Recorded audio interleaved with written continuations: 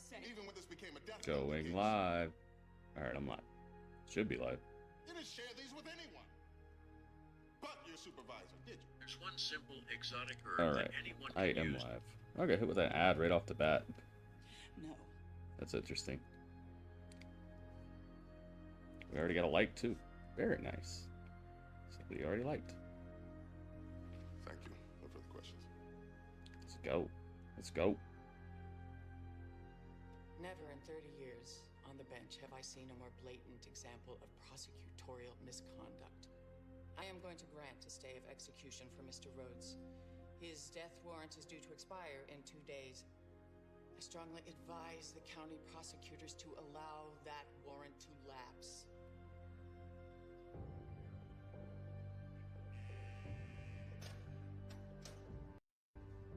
So this time we won. A stay of execution. All right, let's see here. Maybe we should not have this playing right now. All right, I think we got that. Let's go. That should be good, right?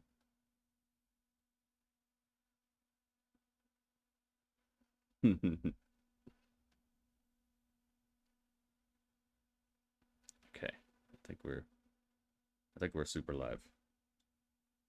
Super duper live.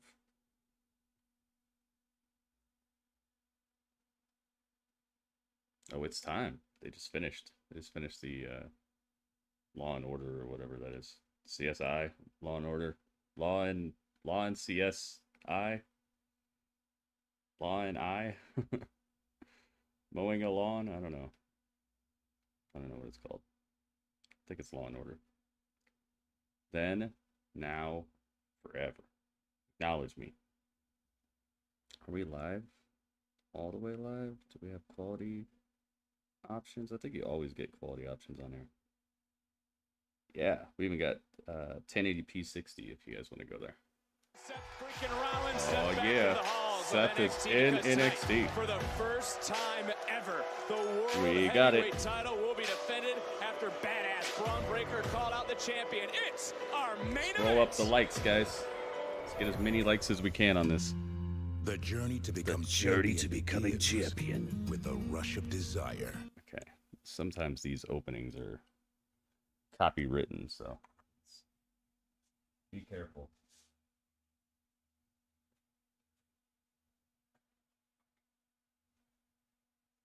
Be careful.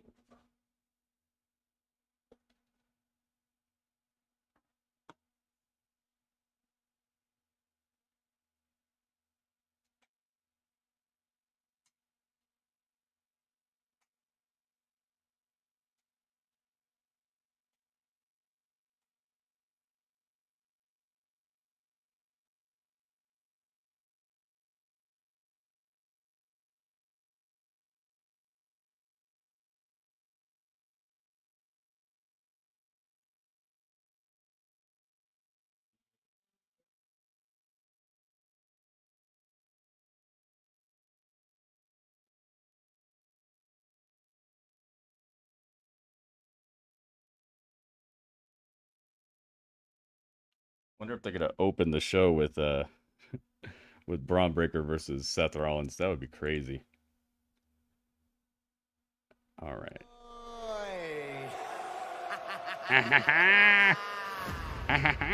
Challenge accepted. I'm gonna go back. I'm gonna go back. I'm gonna go back. What is going on with Seth, man? He's got some I don't know. He got hit with the Joker gas or something. He went to the premiere, the special premiere of the Joker movie, where the first 100 people in line get sprayed with actual Joker gas. Oh yeah, I tweeted it.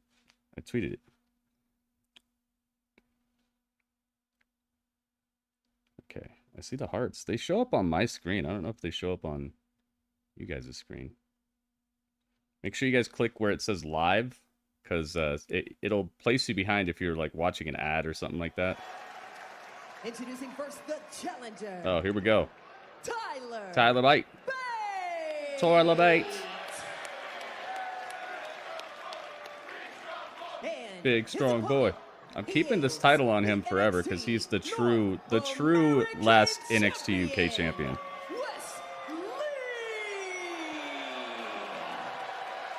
What a way to kick off NXT North American Let's get some likes on the stream, guys, and also get some retweets or liking the tweet. I would very much appreciate you guys helping me out with that. Like that Mustafa Ali has stepped into this role. Before I even ask the question, let me just say something. This is the latest Okay, and let's see if greatest I can. of NXT's Gold Rush, guys. All the championship Gold will be Rush. on the line. So remember where you Do were. hearts show on up this on day. the This is screen? history, Vic. I just had to get this out there. Guess So, only before I get to see him or something? I don't know. How do you not remember? I just asked you 2 seconds ago. Do you like Mustafa Ali? No. Special You guest know what? referee. You know what? I don't like All Mustafa right. Ali in that Versus position. You know why, Vic? Wes Number Lee. one, a referee has to have the wherewithal, the understanding, and know-how to make the right calls. A referee has to have the experience. Why don't I have the title on him? To time in the ring, time Oops. after time, match after match. Do Mustafa have that? He's not a ref, Vic. Come on. Oh, he's a very accomplished superstar here in the WWE. And look, there's a lot of See if I respect can between the superstars in this ring. That Find includes him with Ali, the and with the I title. still just don't get why you don't believe in the spirit of competition. Only time I'm going to mention it tonight. Let me tell you something, Vic. I've been sitting at this table week after week, and I always talk about it's all about business. It's all about checks. It's about championship. Now, Tyler Bate, he's the guy about that's checks gonna and go out and compete championships. at the highest level. Ducky, Guy knows about ducky. being champion. And the thing is, it wasn't about him. It was about Wes Lee trusting too much. That was a nice takedown there by Bate. Very similar styles, very similar in mindsets to certain degrees. So, in your opinion, what separates Dang, he's had this the title for a challenger while. and the champion is we got an early stalemate? Whoa. Both of these guys, man, they know all about working at the top. I mean, you look at Tyler Bate. Wes Lee's been working a lot too, and he hasn't been hurt or anything. UK Triple Crown winner. He's UK got champion. such The guy a knows about winning, and you can't say enough just a about high this young man, intensity Wes Lee. style. You would Maybe think that the greatest North American champion if anything was going to go out on anybody, it would be him. But he's been staying healthy. That's pretty cool. I'm glad. Whoa, look at that. To quicken between the two. Dang, dude, how long has this guy been North American champion? Going way back. Energy right now amongst the NXT universe. They are starting to swell underneath because they know what's happening in our main event tonight. Seth from cover. Whoa. See what I'm saying? This is Oh, Ali's getting involved. And another quick I forgot about Ali. He doesn't know the cadence. He doesn't know the cadence of a count. That's just an amateur mistake. That's just an amateur mistake. he just gave Bate and Lee, and both are staring at him. Booker, that was a little fast, don't you? Rick, let me tell you something. They asked for this. All right. If I can find him. Hold on a second, Booker. Check this out. All right, well, I'm cool, I guess. I'll just leave him. Let's get this title on the line. Back to what I was talking about, Vic. The experience. You got to go to school to be a referee in this business, Vic. You got to go to school to count to three, Booker. You learned that in preschool. I'm pretty never mind. As right now, Bate in You got to go to school. I now wonder the Oh, my intentions of goodness. Mustafa Ali early on in this match. We'll see how things start to play out. But even it's caught us off guard here. Yeah, we'll see, pal. I'm keeping an eye on it. Adamant that Bate played leading to a championship match. You know what? I take that back. Shoulders are down in this time. Where is my North American Championship? Where is my North American Championship? Where's my North American Championship? Bob Stone. Oh boy. Yo, thank you, Bob Stone. Welcome, Panda. I don't have all this stuff here, but welcome, Panda. Bob Stone, thank you very much. Ooh. Oh my goodness. Thank you for the $1.99. Where the heck is my North American Championship? It's flown away.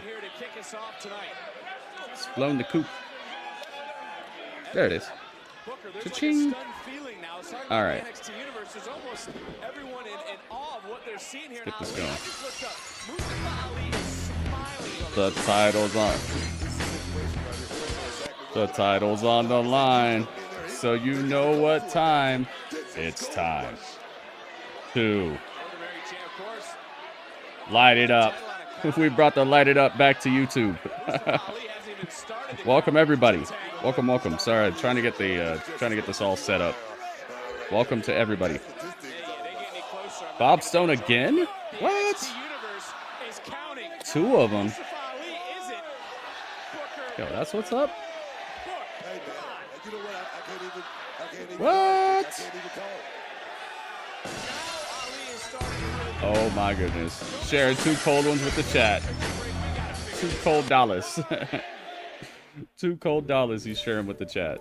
There it is. There it is. A commercial break. At least it's picture in picture. I like their layout here. Da da da da da da. I saw your video. You played Sonic. Yeah, I did. I played Sonic Adventure. What a blast from the past that was. Yo, another one. Bob Stone, thank you again. Bob of Stoneville. Yeah, I'm gonna give you some NXTs too. Thank you very much. What in the wide world? Thank you so much for the repeated $2, $1.99. Thank you very much. NXT should make Gold Rush a premium live event. Yeah, it's weird what they choose to make a premium live event and what they choose to do as a like a television special.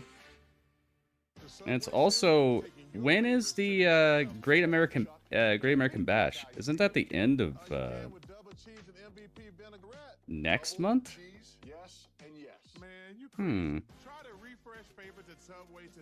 Welcome, welcome, welcome. Clean clothes that just don't smell clean. Downy Unstoppable's in-wash scent boosters keep Middle of laundry July? smelling fresh way longer than detergent alone. If you want laundry Wonder to what's smell keeping fresh them for from doing weeks, it right around the make sure you 4th have Downy of July. Unstoppable's in-wash scent boosters. Do you know if they're traveling for that event? Are they going to be outside of this this arena here? Or is it gonna be here? It's impossible to stop all floods on every structure, but our flood protection products can help slow down or even stop water from entering. And when the waters recede, they're completely removable. What? Removable Flex Seal family of flood protection products. At Lovesac, Did you see that? They sealed up the house and there was water all the way up the side of the house and there was no water getting in. can be upgraded with stealth tech and immersive surround sound. Man, I bet you a lot of people could use that. The government should get on not buying the rights, but you know, a large purchase order for enough to seal up everybody's houses who live in those areas that are like that. Houses in areas where you get like 2 feet of water that'll come up the side of your house and flood your whole place and ruin all your stuff. That'd be cool. It all starts the moment you find your program. Go to snhu.e. No more just staying in Florida? Rest of the pay-per-views, they go to sports stadiums. Oh, okay. Money in the Bank is July 1st. We got Forbidden Door this Sunday, man. That's crazy. Hey, thank you to everybody who's already liked the stream, by the way. I see 9 likes already. That's good. That's good stuff. Thank you very much. It doesn't show me who liked it, but I'm pretty sure I know some of the people who've done it because you guys are dependable. I can count on you guys for stuff like that. Thank you very much for being that way and appreciating my stream enough to do that. The streets of Chicago. NASCAR from Nashville, Sunday night on NBC. You see, I got the thumbnail. I got the picture of Bron Breakker with the title already on. We can do polls and stuff in here, right? Let me see if I can do one. There you see Mustafa Ali, our special guest referee. Forbidden Door win. No, it's the day after Collision. Let me see if I could do this. How do I do that? Do I have to be on computer to do it? Between champion and challenger. Oh, nasty landings. But now both superstars starting to rise, and Mustafa Ali starting to fall into more of an official role. Might have been having a little bit too much fun up front. Maybe just a little bit too much fun. I need to take this thing a little bit more serious because this is for the North American Championship. Ooh, what a right hand. Yeah, it's getting a little bit more serious here. Ali knows he's been in many championship matches in the WWE. He's also set his sights on the North American Championship. But now champion, challenger, starting to slug it out, and Lee showing you the heart that has made him the longest reigning champion. There we go. North American champion in NXT history, and there's that unorthodox offense. There should be a poll now. Bate swinging back. Let's see. Whoa, backslide, shoulders it out. Able to roll right through. Nice. Wonder if they're squeezing Punk in there. They would be kind of not so smart not to, but I don't know how well his body's gonna hold up. He looked kind of flimsy on Saturday, but he was getting just destroyed. He's just that good, Vic. Oh, another counter, and again, there's that stop. Big knee lift, rocking back Lee, and from the top. Tyler Bate now starting to roll in this matchup, Booker. Let me tell you something. I don't know how to do it. I would not trust Mustafa Ali. I would not be looking to win by decision. Okay, all I could do is end the poll. He looked worse the first time he came back. Yeah, that's true. That is true.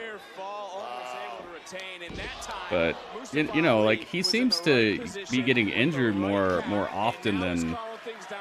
Exactly what I'm talking about right there. I don't know. Hopefully he'll be all right. Almost got the 3 count. It was close. I wore my Goldberg shirt for Gold Rush. Oh, Dana Brooke versus Cora Jade tonight. I forgot about this triple threat tag team match as well. NXT is such a pleasant surprise when it comes around. Oh my goodness. Oh. And again, you saw Ali, right place, right time. Take a look first. He didn't jump in the crowd. No, he didn't. Tomorrow will be the go home for Forbidden Door. No, it's not. No, it's not. Collision's the go home. Collision is AEW show the night before Forbidden Door. It's about him. He's making the show about it, and I don't like that. I don't like that at all. Well, right now it's not about Ali. It's about Wesley. What's going through the mind of Lee? Uh-oh. Did Lee just Wait, what are we doing? No. Here we go, Vic. No way. Bate trying to block. No way. He's looking like he's going to suplex him out of the ring. To the floor? No way, man. Now Bate able to get right back into the fray and right hand underneath. It's 50-50? Oh, it was 50. It was 50-50. Do polls not show up on mobile? I'm not seeing it. Booker, Bates got to get Ali, or Bates got to get Lee back into the ring as Mustafa Ali making the count.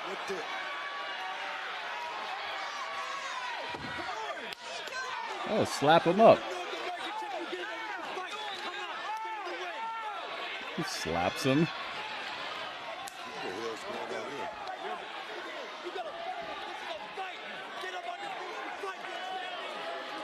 Dang, this is the best ref possible. Ali's the best ref. Oh my God, upside down cake? Got you.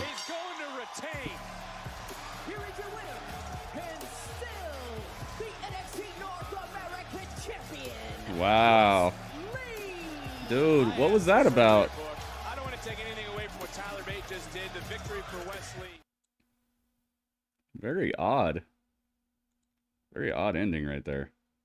Who's gonna suplex him out of the ring, man? Why would you want to do that to your friend? Bound out, bound out, bound out. Alright, Tyler Bate. You gotta go.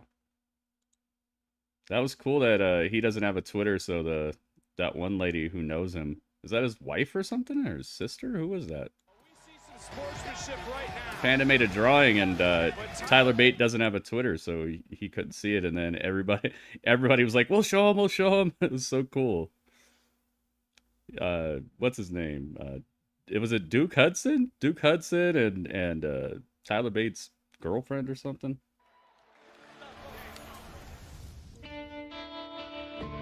That was pretty cool. Well, I guess that match is over with. Very odd. It's Gigi Dowling. Self-expression. I see it as living creativity. My dreary upbringing was brightened by Dreary escaping reality upbringing.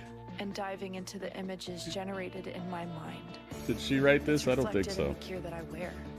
I've been rejected by friends, by family, by life. That's what makes me unique. That's what sets me apart from everyone else. But no matter where I walk, It's a good match, but it was a little strange at the end. I don't know what that was meant to be.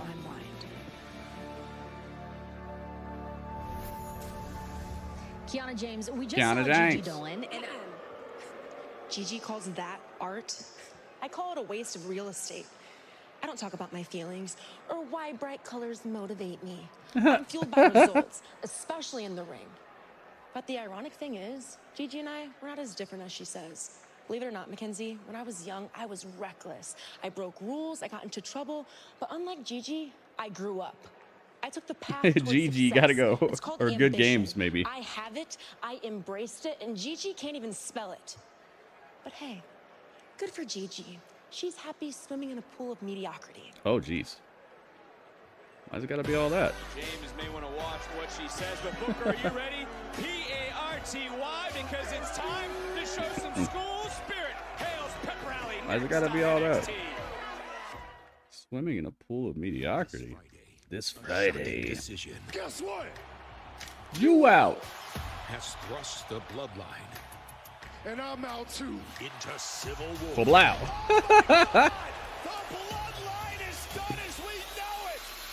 Plus, You out. And I'm out too. Wow. Bam Lamb right to the face.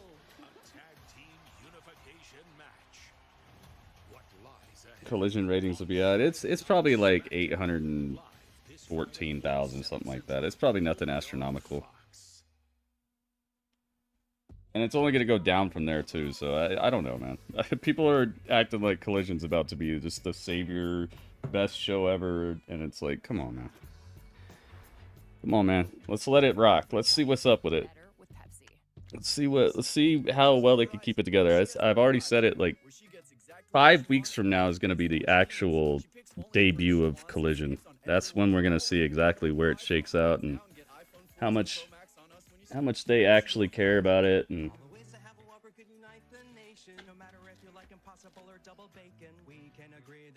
we'll see. It ain't gonna break 1 million. It's probably not even gonna be above 900,000, and then it's just downhill from there. It's on a death day. Saturdays are a death day, especially with how many times UFC is on a Saturday and how many times WWE is gonna be on a Saturday. It's just They set that show up to fail, man. They should have put it on a Thursday. Should have put it Thursday at 5 p.m. It should be Wednesday Dynamite, Thursday Collision. That'd give everybody some time to recuperate and stuff before their pay-per-views. I don't know, man. Plus, it would be like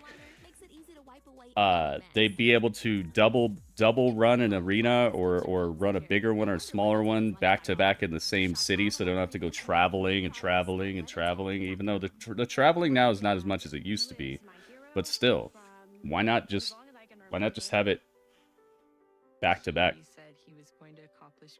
And you would already remind people that it's going to be in town, so maybe if they miss Dynamite, they'll be like, "Oh, I could catch a Collision." They're trying to double dip a little too hard, and it's going to cost them. so for that, I'm extremely thankful. Yeah, it's just a death day. I highly anticipate that show settling into somewhere around 600,000 viewers on average. It's basically gonna have the same viewership as the average episode of NXT after a while. That's what I'm thinking. Because you gotta look at the trend of like where a show debuts and where it ends up settling in modern times. Like we're not talking about like how WCW Thunder debuted or anything like that. I'm talking about modern times. You look at what these shows debut at and what they settle in at, and normally it's around 20 to 40% lower than what they debut at. It's never higher. So debuting at something around 800,000 means they're probably going to settle in at something like 600, 500, 560, 600,000, something like that. Which is not bad, I guess, but it's just that show was set to not beat Dynamite. If they put it on Thursday, it would probably beat Dynamite.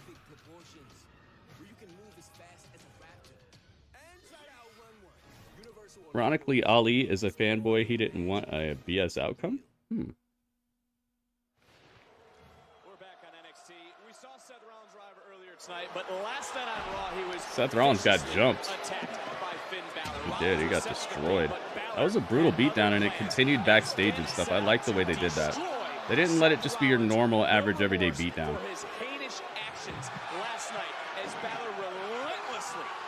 Abs collar. Section and ribs of Seth Rollins. Where's he at?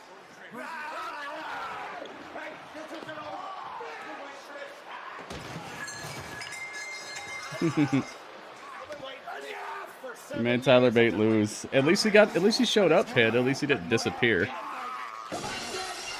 Whoa! Yo! But he will defend the World Heavyweight Championship in our main event in what some believe is the biggest. Yo! Bob Stone again? Doing the dang thing, man. Woo! $1.99. $2 from Bob Stone. Thank you very much. Thank you. He saw the picture and he don't even got Twitter. Yeah. He made him see something from Twitter even though he doesn't have one. That's what I was talking about earlier, Panda. Who is that lady who said she'd show it to him? Is that his wife or his sister or something? Bob Stone, thank you very much.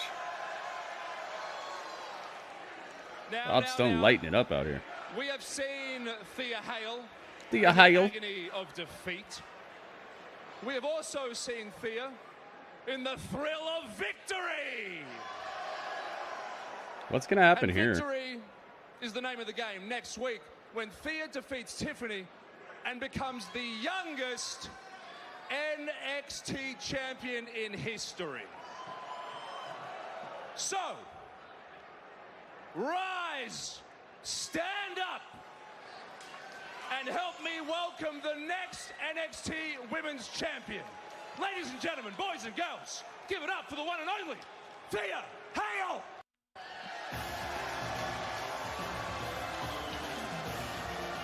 Get up, boy. Ridiculous. I mean, you could. Yeah. That's not the way it works. I don't have her? This is a pep rally. You ever been to a pep rally? No. You have no Wait a minute. spirit. I'll tell you that right now. Listen to the ovation. This is impossible. NXT Universe. I don't have Thea Hale.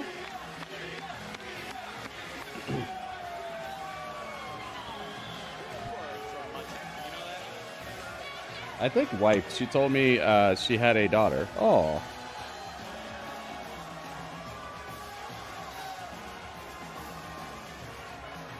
I put it on the ultra low latency, so it shouldn't be as delayed as it was yesterday. If you guys noticed yesterday, it was like 10-second delay and stuff like that. I tried to fix up some stuff on the YouTube stream here, so I hope it's working better for you guys today. My goodness. You look up and down the NXT roster right now, and they all have these insane accomplishments from college. Cum laude, championships. The biggest accomplishment I had last year was graduating high school. Yep. But you know, I didn't want to go to college. I didn't want to be a doctor, a lawyer, even an Olympian, because I was too busy training to become what I always wanted to be. A WWE superstar.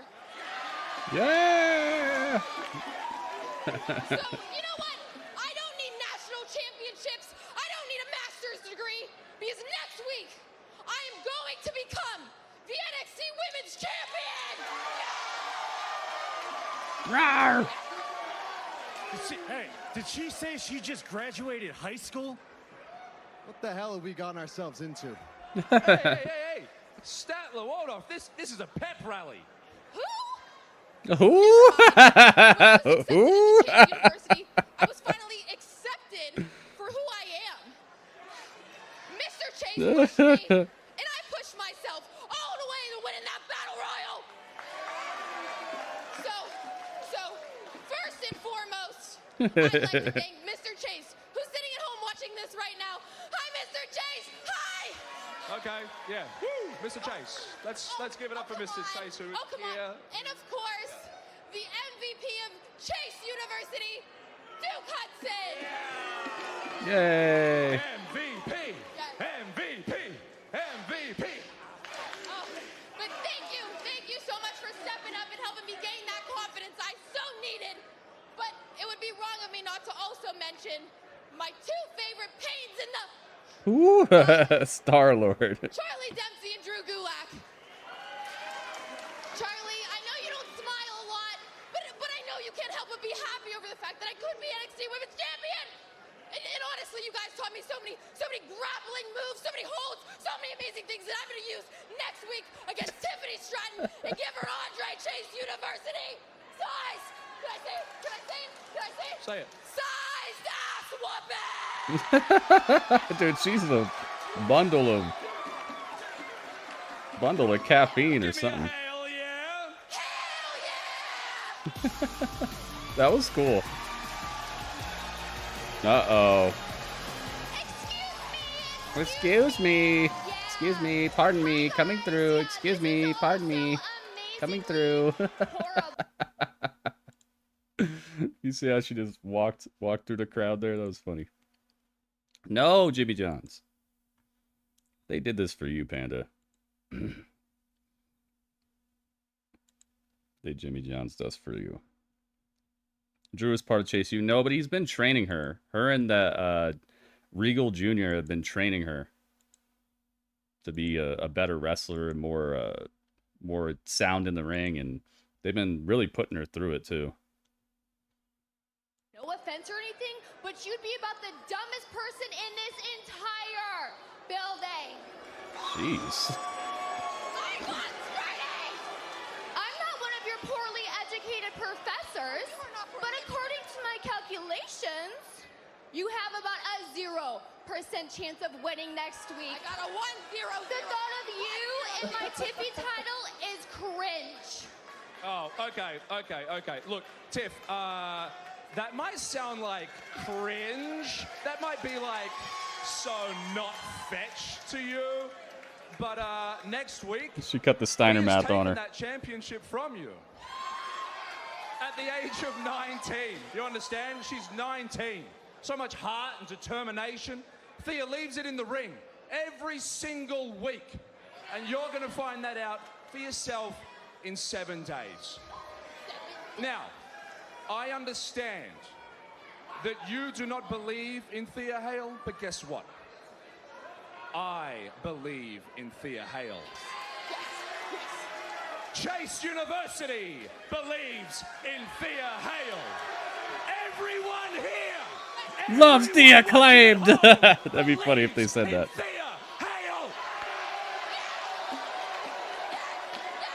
Don't make me gag. At NXT Gold Rush next week, not only will she not beat me, but you will not tap me out. Oh, come here. Oh, she got her. Oh, she's cracking her arm up. Oh no, she's tapping. Tiffany's tapping. Tappy Tiffy. The Tippy tap. Shucky ducky tap tap. She made her tap out. Yeah, that's the Brock submission. This isn't Gold Rush. No, this is Gold Rush, but their match happens next week. There's 2 weeks of Gold Rush. Drewski's somewhere raging, yeah. Absolutely. He's backstage with a ice pack. Why? Ready for her. Why is it me? Ice pack Is and a it my blankie. fault? Are my misfortunes affecting all of us? Huh? Are they? Yes, they are. Look, did we win tonight? No, we didn't. So yeah, Joe, your misfortunes are affecting all of us. How dare you? He preaches that truthfulness strengthens our connection and that lie. Jagger! Oh, I fight you? Are correct. You are correct. And that's why the dyad have been hitting harder than ever. And I will look inside myself and I don't have Ava. reevaluate the decisions that got me here. But togetherness is what's important, and nobody can afford to forget that. That's enough. Our tree will not fall from one single chop. We can't change what happened tonight. 4 roots. One tree. One tree. Better keep it together. Quit messing around. Did you see that look? Yeah, What do you think that's about? I don't know, but it doesn't look good. Hey, what are you guys watching? What the hell is going on with them? I don't know, but those leaves are going to be falling off that schism tree, huh? Looks like it. Like I mean, the only WrestleMania? Yeah, reason they kinda. won that 6-man tag is because Ava hit me in the face. But with it's that 2 loaded weeks mask. instead of two, Enough with the excuses, like enough back-to-back with the bad tree nights. metaphors, all right? These guys are a serious threat. So They've always next been a week, threat. They're always gonna there'll be a another threat. one. They're a legitimate cancer to NXT. Hey, I'd agree with that. Hey, they don't want to be here. That's fine by me. We'll be the ones to send them packing. I like where your head's at. Yeah, I did too, but it's everywhere. It's so big. Look at it. Oh, all right. I'm surprised you can even see it from down there. Whoa. Don't get me Ooh. started on that big-ass dent in your forehead. Whoa, look, Dan, look at your Oh. ears. What's wrong with my ears? Ear me tools. Oh, is that funny? Is that funny? I see what you're doing. The 2-on-1 thing, all right? I didn't think it was... The 2-on-1 thing. They got. Nice little camaraderie backstage promo there. It seemed very natural. You see the difference, man? Like, I can't help but bring it up. Like, that's the difference between how... Oh, what happened? No, stop. Oh, I found the Money in the Bank, by the way. There it is. Teams look to become the next threat to Gallus, who will earn the golden opportunity. We find out next live on Stop, Gold get out of Rush. there. Stop, no. You don't need the same Duracell There we go. batteries that help All right. power Williams Racing. There we go. Until All right. you do. Duracell is a proud partner of Williams Racing. This is Sadie. She's on Verizon. There's just such a big difference in how this development system actually creates stars. Is Money in the Bank going on Kick? No, we'll be back. Twitch will be back tomorrow.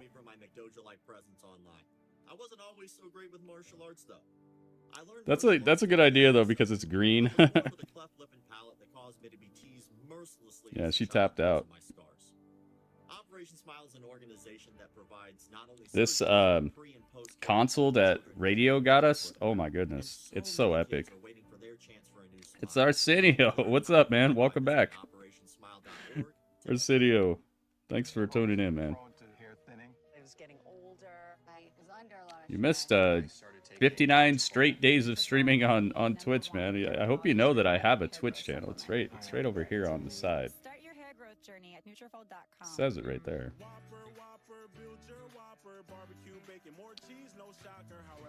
I would consider it, Panda. It just sounds funny to me to have a...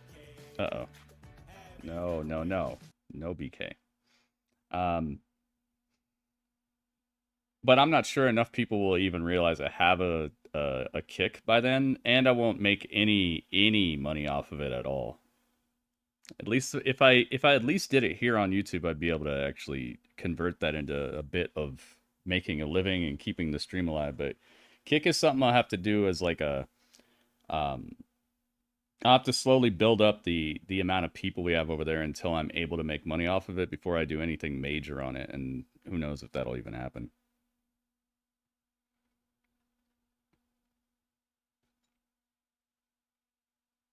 So yeah, this is the 60th straight day that I have streamed, guys. Not one day off. And the only reason it's not more than that, the only reason it's not like 90 days is because I missed one Thursday for some reason. Oh my god, there's another BK? Dude, I muted it, and when I came back, there was another BK commercial. Oh no. Hassan, what's up? Welcome, man. How are you guys liking Gold Rush thus far? I was gonna have it say Gold Rush on the desk and everything, but I found out that even the WWE website is still just using the regular NXT logo for this, so I was like, that's cool. We'll leave it. Leave the layout. Still looks pretty golden, right? And I was going to try to fix the chat, but I just ran out of time. At BK, you're stuck in my head. You suck. No, it doesn't suck, but, you know, it's not my first choice. Milk Truck is Kurt's answer to Stone Cold. Sunday, Kurt Angle. To have it come back to the WWE would be a huge deal to me. It's a really important piece to have. Oh, the milk truck. I wonder who has that. Oh, look at these cute doggies. Stone Cold takes on America. They had this guy out here doing a whole bunch of stuff. He's working at drive-thrus. He's in a helicopter. He's racing dogs in the Iditarod. The Anonymous continued its sneaky ways. Who is Anonymous? It should have been me. I don't understand. Let me call you back. Who's this? It's JC Jane backstage. Hi, Lyra. Oh, it's Burb Lady. Do you have a problem with me? No. I'd rather you just said it to my face. No, Oh. I don't have a problem with you at all. That was just, you know, locker room chatter. That's it. Really? Uh-oh. I swear. JC, I don't play games.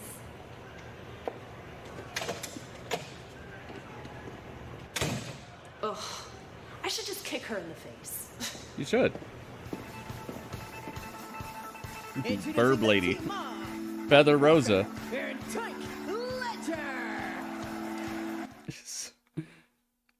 They could never see, even though his camera's right there. I think there was one week where somebody saw him. I think it was a video on Twitter. I think Panda called it out.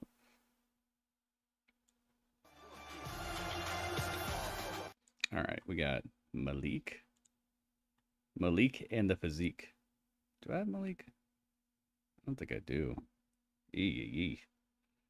This is going to be tough. I don't have anybody in this match, I think.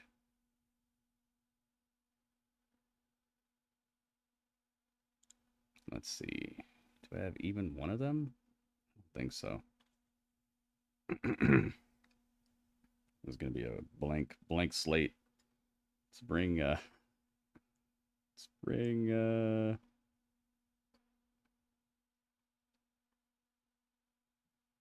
we go. Here we go, guys. It's a six man or a three-way tag match. Winning team gets #1 contendership. They get to fight Gallus. Why is Gallus still tag champs, man? Oh my goodness. Big boot right to the face. As some of the competition already dropped in this matchup. And one more time, almost right into our laps as Tank trying to get back in and off. Wow, and Blade, Briggs, Jensen, the team standing. I mean, this would be quite the story for Blade and Enolfe. They got speed, they got high flying capabilities. They went one-on-one last week. Dark Order on the layout. That's a story, figure. It'd be a Cinderella story for these two young They are. Cash their ticket to a tag team. You didn't know they came to NXT, where they should have been from the beginning, probably. Sling blade there, and Enolfe trying to send Briggs. So powerful, makes a quick tag. Although, actually, never mind. Never mind. I'm not sure I want John Silver over here You also have to consider Fallon Henley on the cover to kick out. influencing this locker room. She's going to have her eyes on the NXT Women's Championship match So never mind. week, but she's here to support her guys. Not only a team that's on the same page, big, Oh, nice move. experienced team of this trio here, and I think if I had to pick, if I was betting, it'd be these boys. 110,000 games. Oh my goodness. That's cool, man. Boys right Jeez. now watching very closely. One of these three teams will emerge as the new #1 contender. Look, all these This new console that Radio just got me, it's got 82,000 games on it, and then also you can add more if you want, which is something that I'll probably be looking into. But I don't know. I got to be careful. There's a lot of heat on a lot of the sites that do that sort of thing right now, so I don't want to get grouped together with those people. These guys are inexperienced enough to I don't think all of them should be in NXT. Again, triple threat rules. All three I think teams are represented in this matchup, but what would it mean? That guy who was the guy who was 10, Preston Vance, he should go to NXT. He's got a good look to him, and he definitely looks like he could use some honing and some chiseling him into an actual star, and not just a silent guy who hangs out with Roosh. How these consoles not on fire? It just goes to show you how far technology has come. Used to have a console the size of like a VCR to do some of those games, and now you can have a console the size of like a cell phone. He was on main roster. Oh yeah, he was Becky's bodyguard. Yeah. Oh, whoa, that was close. That was late, actually.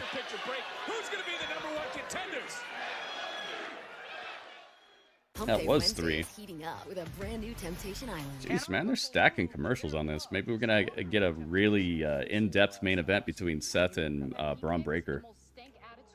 They're stacking an awful lot of commercials real close together right now.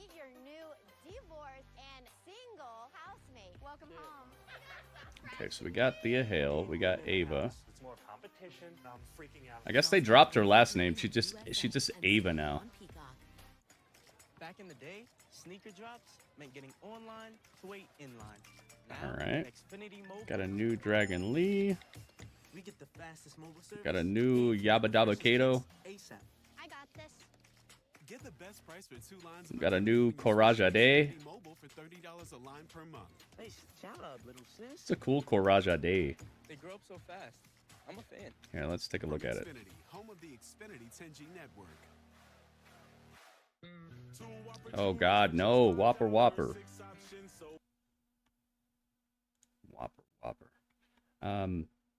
Who else did I get? Dragon Lee. Hang on.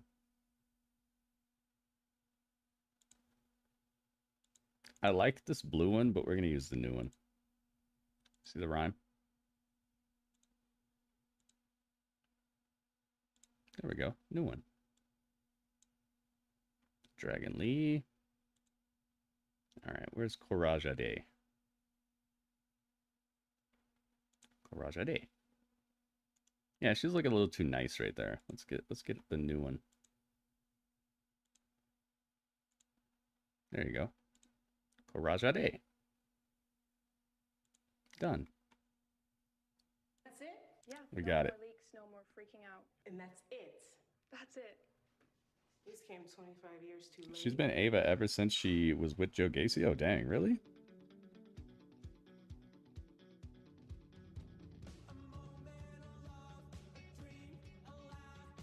No, stop. No, none of this music. I thought I did too, but I guess not. Because normally if I save a picture over again, it'll add a little parentheses 1 next to the file name, but it didn't do that, so I guess I didn't have this picture.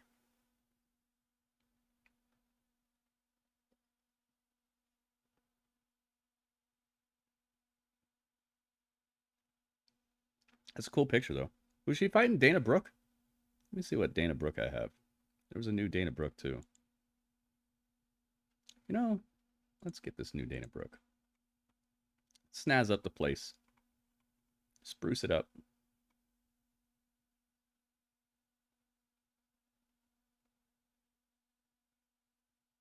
Where's my Bron Breakker at as well? Let's see here.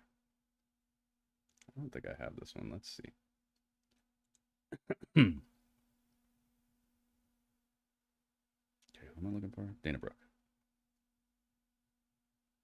Chelsea Green. She's killing it, man. She's funny. Okay, this is new Dana Brooke.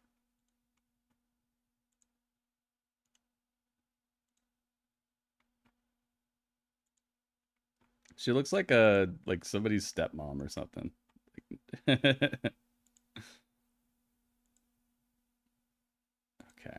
Yeah, it's been a while since we got Dana Brooke. Let's get this. There we go.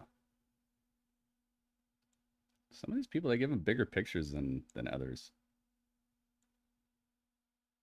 There you go. Dana Brooke. All right, let's go. If I had to choose a team pick, I'm thinking about experience, and that's Jensen. Oh, that shot. Dude, Raging Demon, what the heck is wrong with you, man? You're timed out. She asked you not to say that. No, Panda, don't leave. I took care of him. Some people just like...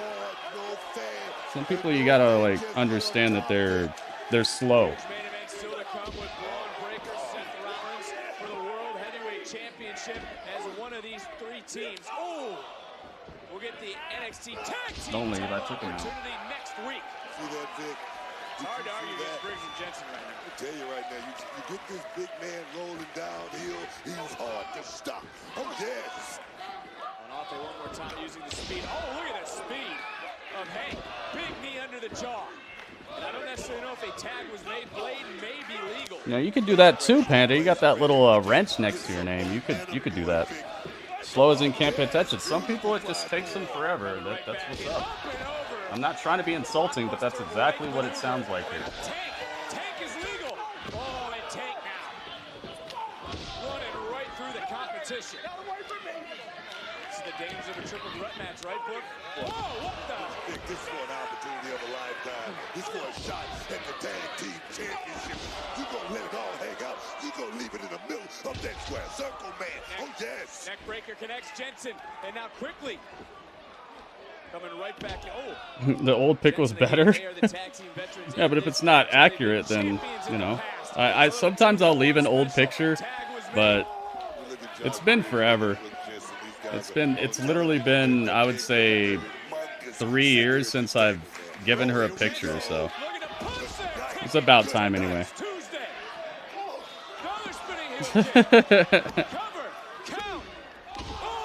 You got a Panda wrench.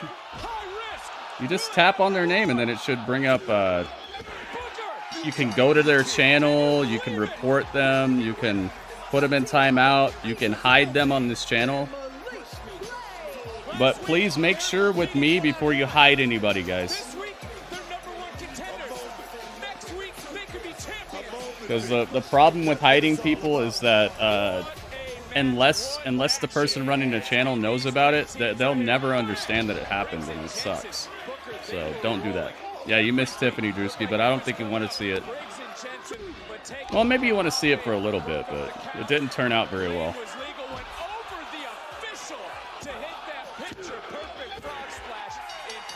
Yeah, the match is next week, but she was on tonight. So Malik and the Physique win. They are the #1 contenders. They'll be fighting at Gold Rush next week against Gallus.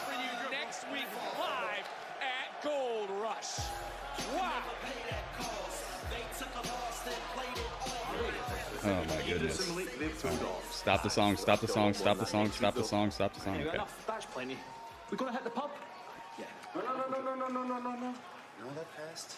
Hey! You guys were so Umberto. that we're not in that match. Because next week, you would be losing those titles to us. Aye, but you weren't in the match, were you? It's Twilight. Hasta luego. Nice hair. Look at this hair. Blue championships. Yo, Eddie Thorpe is backstage mixing it up. Now take those headphones off and listen up. So what, it took you an entire week to come up with the match that you want? I had a lot of options, and you used everything at your disposal to get past me. The ring skirt, the foot on the rope, hell, I bet you even paid the referees off, did you? Yeah, I bet you did. But anyways, in 2 weeks' time, I'm bringing Raw I love this guy. to NXT. Raw Underground. Raw Underground. Yeah, Raw Underground. Yo, it's coming back? 20 by 20 ring. No ropes. You can only win by knockout, TKO, or submission. All right. Yeah, exactly, Panda. I grew up training in the trenches of my parents' garage. Uh-oh, who's this? Oh, was that Roxanne? All right, I'll see you in 2 weeks then. Yeah, you will. I think I saw Roxanne. What happened? It was Roxanne, and she's wearing plaid. Oh, she beat up Blair Davenport. Oh, and she likes it. Okay, Roxanne. Game on. Blair Davenport looks like some rich lady who would pull up in like a Mercedes-Benz and look at you funny. Dang. 6-ounce gloves, Vic. Raw Underground's coming back? Who would have seen that coming? It's Koraja Day. Koraja Day's in the building. That's pretty cool. Thea needs to cook more. Yeah, she's all right, but obviously everybody here needs work, dude. There's nobody here who's completely ready to go. Except for maybe Shawn Michaels and Booker T. Dang. Roxanne just ran up on Blair Davenport and just put her through like a ladder, and she didn't even care. Thea needs a lot. It's crazy that she just graduated from high school and she's already somebody who you could tell has some upside to her, and she's getting a lot of mic time as well. You wouldn't expect somebody who just came out of high school to be on national television on a mic like that. This is why I have these what do you call it? I have reservations about this Nick Wayne guy. He just graduated from high school too, and he's already on the AEW roster. I wonder how they're gonna debut him, and I just don't know, man. He reminds you of Paige. Did you learn your lesson, Raging Demon, or what? I hope you learned your lesson, because that's your last warning. So you say that A word in here again, it's gonna be your A.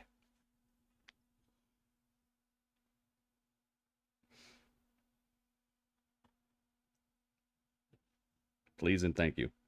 I don't think I've seen a full episode of Raw Underground. Well, it was never a full episode type of thing. They would just do, they do like a match here or there. It would just be kind of like a segment during Raw. Yeah, I don't really care for that Nick Wayne guy either. I've watched some of his interviews, and he seems like he seems cocky, but like for real cocky. Like it's not a game. It's not a gimmick. It's like he really thinks that he's the S or something, and it's like, dude, you got a lot to do, man. You got a lot to do. Hey, we're up to 11 likes. Thank you everybody who liked the stream thus far. If you have not already put a like on the stream, please take a second and do it. It's right there. It's really easy to do.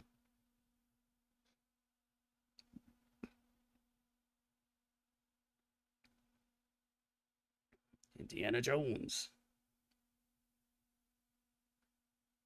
Indiana Jones in the box office of doom. Do you guys see that they have a Kraven the Hunter movie coming out? And in all their glory and all their smarts and all their wisdom, they chose to cast the same guy who was just a Avenger. They chose to cast the guy who was just in the Avengers like 2 movies ago. Like, what the heck are you doing, man?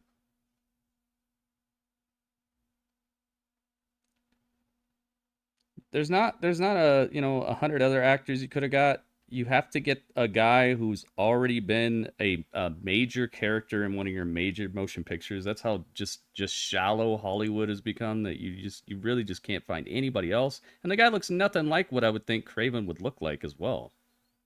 It's ridiculous. They got the guy who played Quicksilver. So ridiculous, man. It's like it's not bad enough I gotta have Pete Davidson in every single thing that I look at, but now you're casting people that you already killed off in the Marvel Cinematic Universe. It's not even like he was part of the Marvel Cinematic Universe now, but no, it's not like he was part of Marvel before they made the Cinematic Universe, like what they did with Captain America. You know how Captain America was the Human Torch in the Fantastic Four. Fantastic Four was not part of the Marvel Cinematic Universe, so at least there's that. But this guy was literally in the Marvel Cinematic Universe, and now you're casting him again as a different character. You couldn't find somebody else? Pretty cool as well. Hey, how you feeling off the roll? It's ridiculous, man. Not quite 100%, but that's on me. Heartbreak, what's up, man? Hola. I got the very best version of Finn Balor. Yeah, the guy who plays Aquaman would have been a better Craven for sure. That's what I was saying, Acid. For sure. Or one of the other 100 actors that actually needs a job. Don't forget to pass that along. Will do. I learned from the best. Yeah, have fun with that thing. Probably 100 actors who look just like Craven that they could have cast. Oh my God, Carmelo and Seth right now? I am. I am. Carmelo Hayes, and I am the NXT champion. And it's my boy. And I am Trick Williams. Say, what's good, champ? What's good, champ?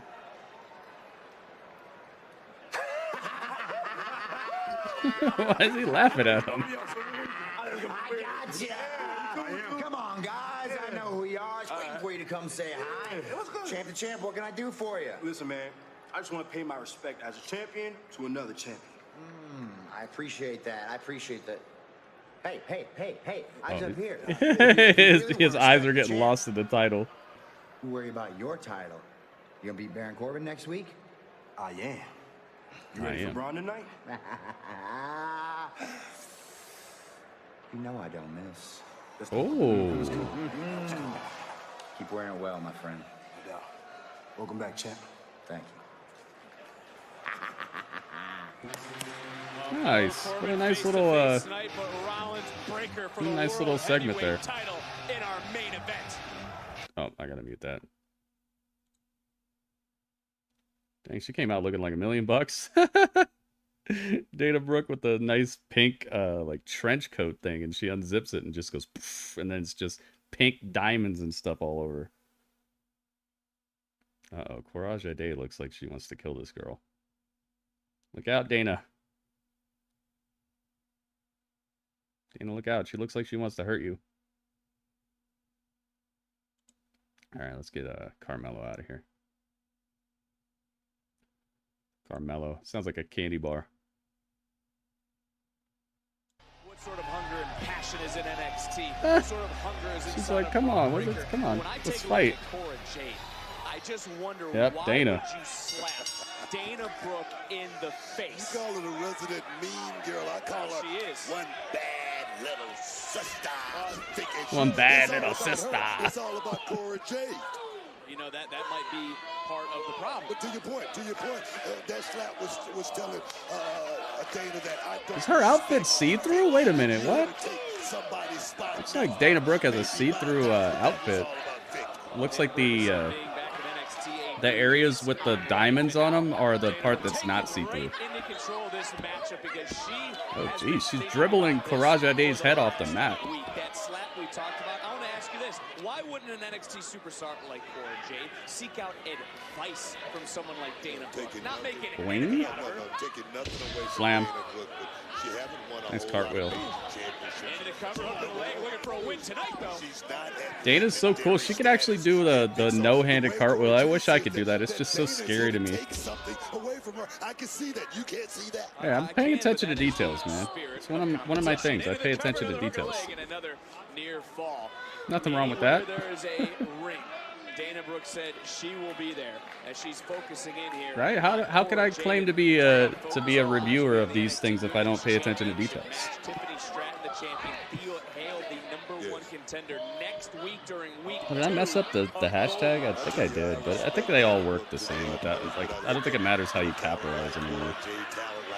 Tiffany Stratton, as well as a Thea Hill. It's going to be an uphill climb for someone like Dana Brooke here in NXT. An uphill climb. Jade now has taken this rivalry to social media and is now taking it to Dana Brooke. And you touched on it earlier. I got to agree with you. What you said. Cora Jade is scared. Hey, I pay attention to the ropes. I pay attention to like the ring, the apron, the skirt, the announce table, the background, the fake fans they have on the Tron in the back. Like, I pay attention to all the details, man. You don't want nobody to slip in and take that spot. It's business. Jade better worry about business at hand. I really like that Gold Rush logo. Not just the logo, but the way they have like the cracked gold looking in the back. That's cool as well. It's like a diamond or something, a gold diamond. for a second and quit thinking about the worrying about the smaller stuff. She could be champion here. I hear what you're saying, but she doesn't look. Yeah, Ringmasters keeps telling us about this barbed wire. A little late on the flip there, Cora. Taking down Jade and Brooke right now. Karaja Day with a strange little front flip after the fact. Oh, what's this? Oh. Gymnast background, the athleticism of Dana Brooke. Now Jade coming right in and Oh my God. Right Man, you got her all hung up. of the face. And Dana Brooke got Oh, she's supposed to get hung up. Jade into the cover hook of the leg. And Brooke able to kick out. You can see the It's a very colorful battle here. Ruka Rutro. Yeah, she's injured, I think. Because they jumped her off TV real quick. I hope she's all right, though. I hope she heals up or we see her soon. Bye, Dana. Oh, she tried to hit her with the paradigm shift. And now Dana Brooke right back into the matchup. And look, Dana's a veteran. She's been to the biggest stage. She's been to WrestleMania. She knows what it takes. She's favoring that right knee there. Dana Brooke. Oh. Nice selling of the injury. You saw that? You saw the way she sold the injury? That was awesome. I hope she's not really hurt. That looks really good. In a really bad way? It looked really bad in a really good way? Oh, God. That looked incredible. What other matches? There's Seth Rollins versus Bron Breakker for the World Heavyweight title. It's also supposed to be Baron Corbin face-to-face with Carmelo Hayes in like a preview type of thing to their match next week. Because Gold Rush is a two-week thing, so they're not just doing it this week. They're doing it on next Tuesday as well. I don't know. That looked like a really good sell on the cartwheel injury. The way she collapsed, I don't know, man. She did a very good job with that. I hope it's fake. I hope it's just a really good performance here. Are they going to just give her a brace and have her continue? That would be cool. It's commercial break, but there's some medical technicians out here, and they're putting a brace on her leg. Oh, she can't even put weight on it, looks like. She's faking to give her an Oscar.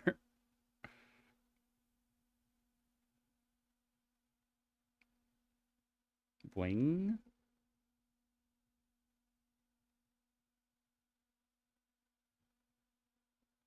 Ah, gosh, that like the stiff landing. I know what that feels like, man. Have you guys ever just if you've ever just stepped off of a curb and not known it, and your leg is straight like you're walking, and you just go and your knee is locked like you're about to take another step on level ground, but you didn't notice the step down, and you just stick your foot, I don't know, straight down. Oh my goodness, dude. That could jack your knee up for days. This lady's throwing her whole weight on it, and it looked just like stiff. Yay. NXT, where the pros come to get hurt. I hope she's all right. I hope this is fake. This is R-Truth did the same thing. Remember, R-Truth was down here. He did that front flip over the top rope, and then see ya. Surgery time. 2 knee surgeries. Oh my God. I probably should have had one, but I never did. Cora being a heel. Yeah, she's playing it up. I like what she's doing. Whoa! Yo.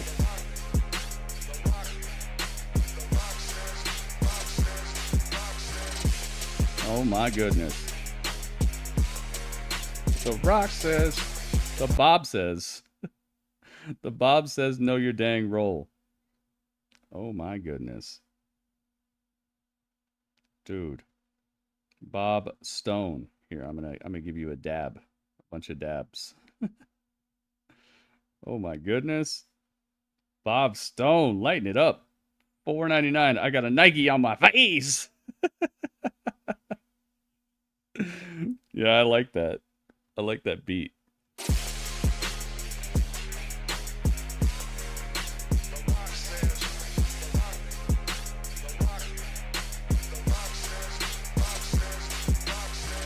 That's good right there. I remember when I put this together. When I put that whole what do you call it? That whole notification together for people who tip and stuff, or give super chats. Dana Brooke definitely, like I said, one of the Dana Brooke is back. An accident, an injury like this, it's not a matter of if something like this. She's hurting for certain, it's a though. matter of when. Just bad timing. Well, think about Dana Brooke. She does not want to quit on this matchup. She does not want to stop. She has had to listen to Cora Jade once again. Pass the blame as from behind, cover, able to go around in a near fall. Jade just able to kick out. You can see. I was thinking about what you could do, Panda, when you're like when there's very few wrestlers. Oh, slap you and jump off. She slapped her while she was on the stretcher. When you run out of a lot of like really cool wrestlers you like a lot or want to draw, I was thinking of what you could do once you reach that point.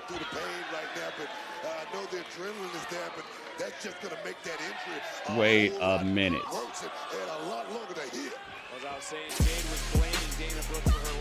Oh my goodness.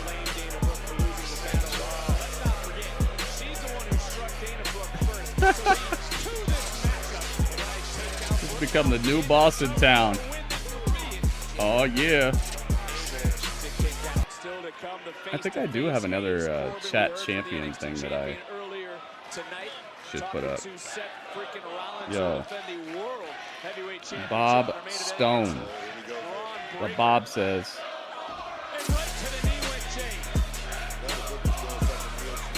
What Bob says.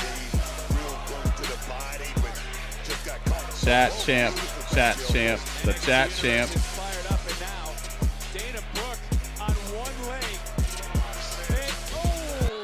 Yo. Bob Stone, the chat champion.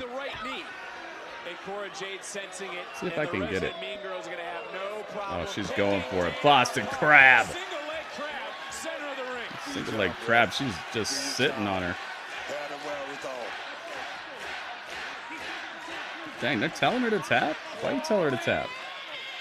Trying to find her way to the bottom rope, reaching out to break the hold. Oh no.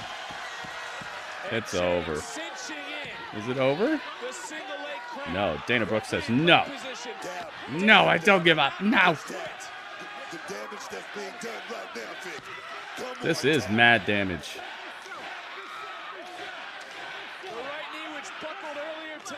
Oh my God, they're throwing it out. She didn't give up though.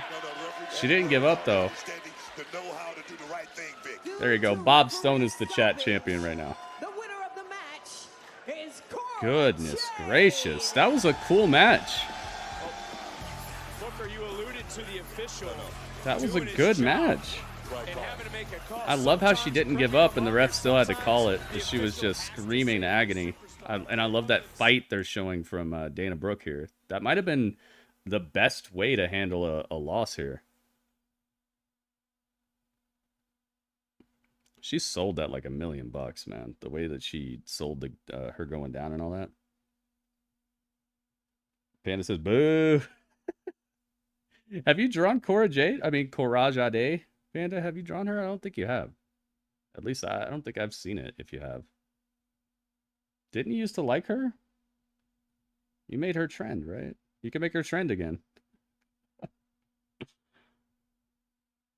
Best Dana match and she was injured.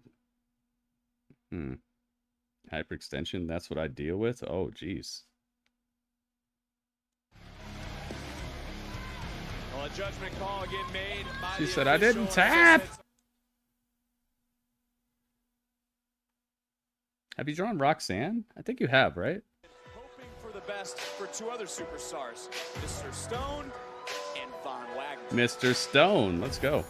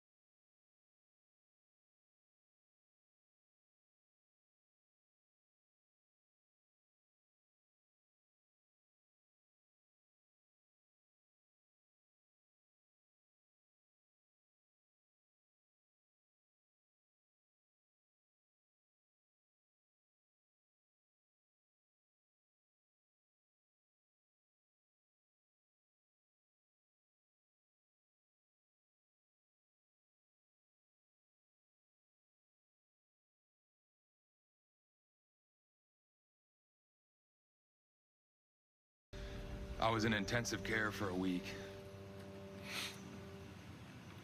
Lucky to be alive.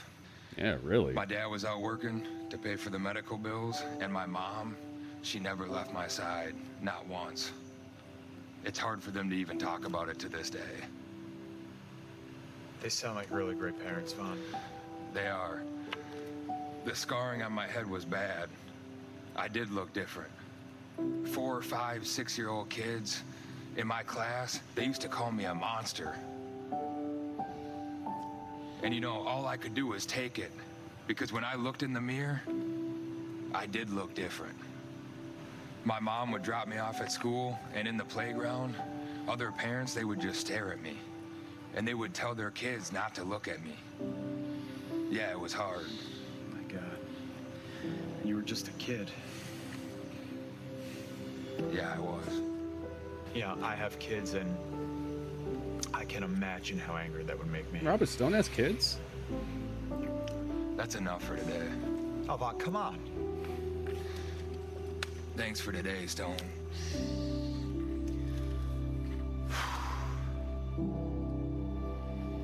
Oh, that's what this place looks like with nobody in it. That's where they're at.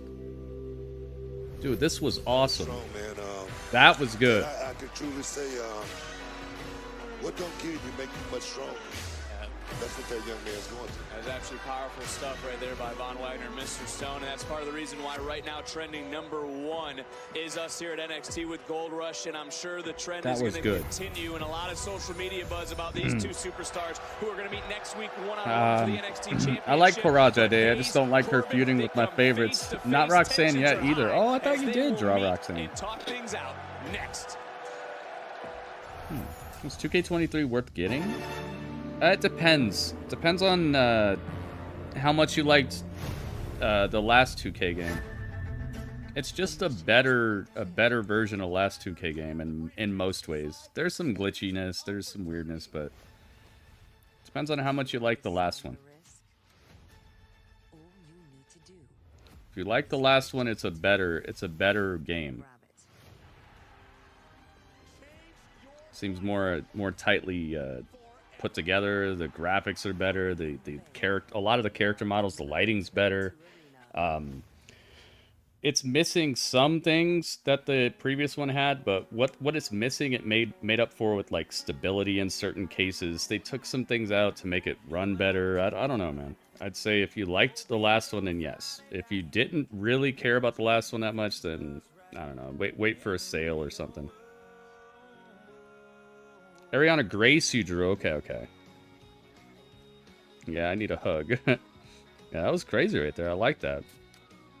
But this is another reason I keep trying to tell people that there's a reason that these people in NXT are getting a much better piece of development than maybe anywhere else. This is exactly where these people should be, and this is exactly where a lot of the people who are on national television on the other channel are not seeing any growth and are not are actually losing popularity in some cases. Sammy Guevara has never been less popular. Jungle Boy has never been less popular. Pretty much every one of the 4 pillars has never been less popular than they are right now, and it's because they don't have that strong upward momentum in their development, dude. Their development is in terms of just, if they want to get better. And over here, it's like you have to. Over here, you have to get better, and you could tell that it's a lot more natural, and it's coming through. It's making them into more than just people who run around these ropes all day.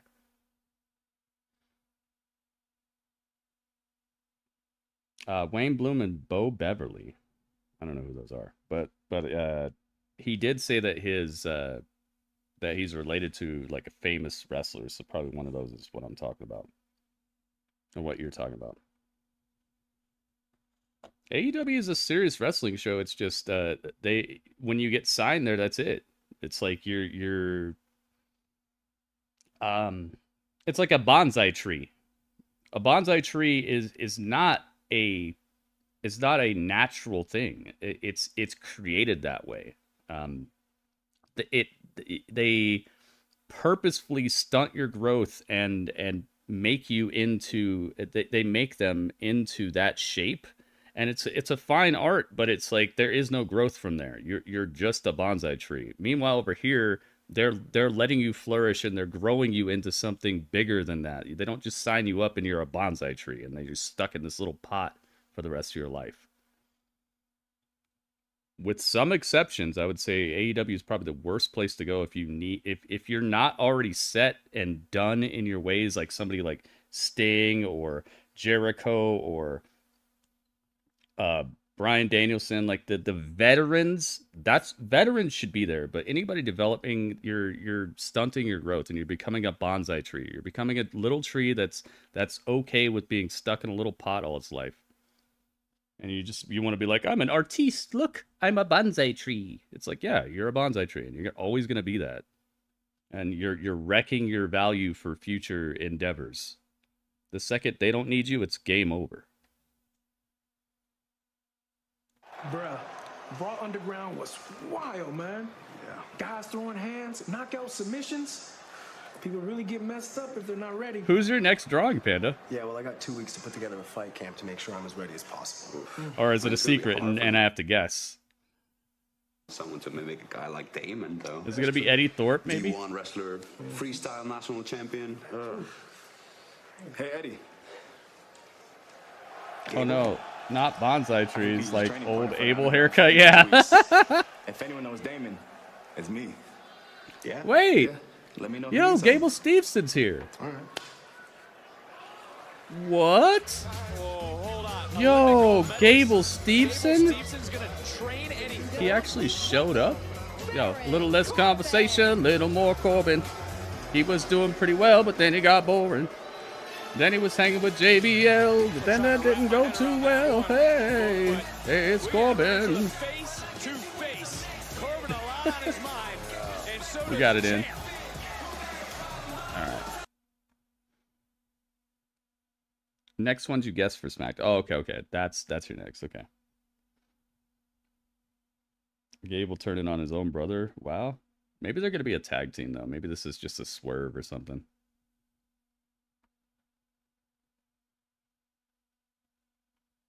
It's really good to finally see Gable Steveson in some sort of situation. Remember, I was like, yeah, I think it's over. I guess it's not.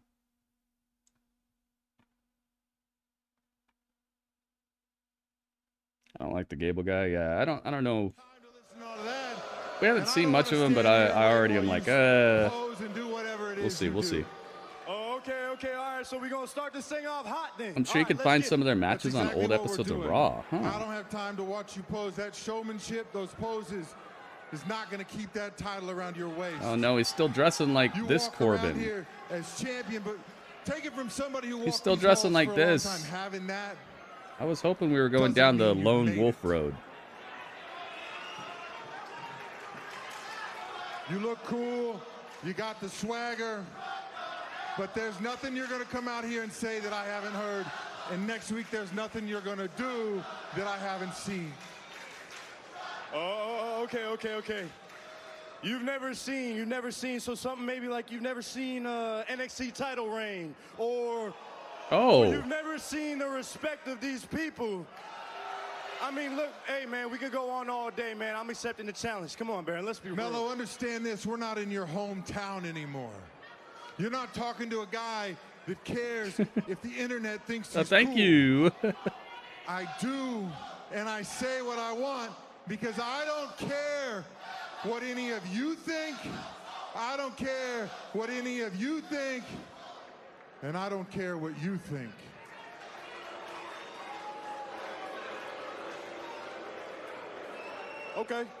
Okay, but you know what? I think that you think that you're gonna come in here in my home and mow me over and take my title.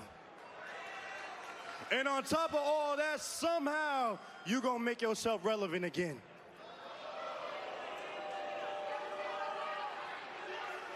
You know, it's possible, but it's not probable, Baron. But let me tell you, let me be honest with you. I'm not new to this. I've had dudes from main roster come and try to challenge me try to pull my card. I had to defend my territory, and you know where they all ended up? On a T-shirt. Oh. Hey, in the rafters. I sent their asses packing, and the only difference between you and them, now that I think about it, not a damn thing. Damn, it's like that. So, Baron, if you think beating me is gonna be the big jackpot and you're gonna be happy Corbin and all. Hold on. You want to bring Happy Corbin into this, huh?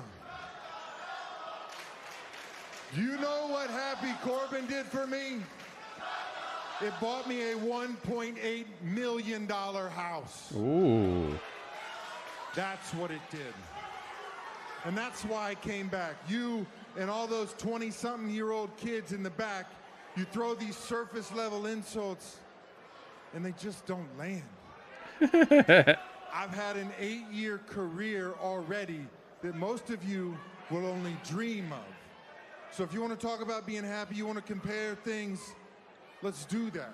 Let's compare bank accounts, lifestyles, mania moments. Ooh. You pick the category, Melo, because you will take that L. Ooh. Understand all of that came from being a main event player on the main roster for nearly a decade. Yo. That Ron Corbin. Okay. Well, you used to be that. What happened? You used to be that. What happened, Baron? But let's be honest. You know what you had? You had a decade on me. Since you want to talk numbers, let's talk numbers. At 26 years old, I won that NXT breakout tournament and I cashed it in successfully for a championship. At 26 years old, you was getting cut from the Arizona Cardinals. Oh. I didn't want to have to do it. Look. Dude, come on. Why you do him like this?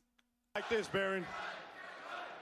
After a while, this whole, man, us against y'all, black and gold against today, whole thing gets old, man. I give you credit, and I give everybody. Look at how big Baron is, man. He's so you guys set the bar deceptively high. large. You set the bar really high, you did. But one thing I refuse to do is live my life day to day and come in here and try to meet your expectations. Because I will not meet your expectations. I will create new expectations. Oh, no. I was just thinking about Jimmy Johns. Don't do this. Jimmy Johns, please. Please, man. Oh. Jimmy Johns. Why? Why, man? You don't like Carmelo? All right.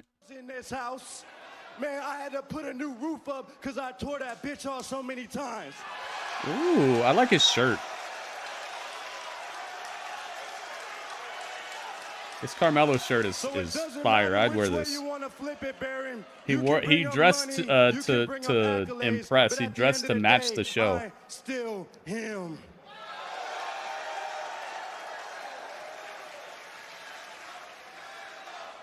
Let me teach you a little lesson, Melo. If you have to come out here and tell these people every week that you are him, if you have to come out here every week and convince yourself you're him, then you ain't him. You're not. Ooh. You're a nobody.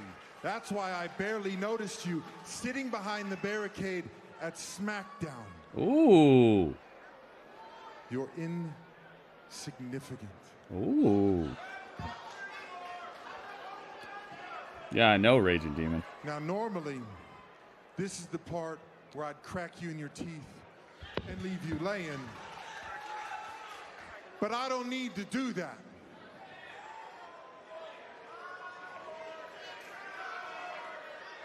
When I'm done with you, I'm taking that title. I'm getting in my Porsche and I'm driving back to my big ass house.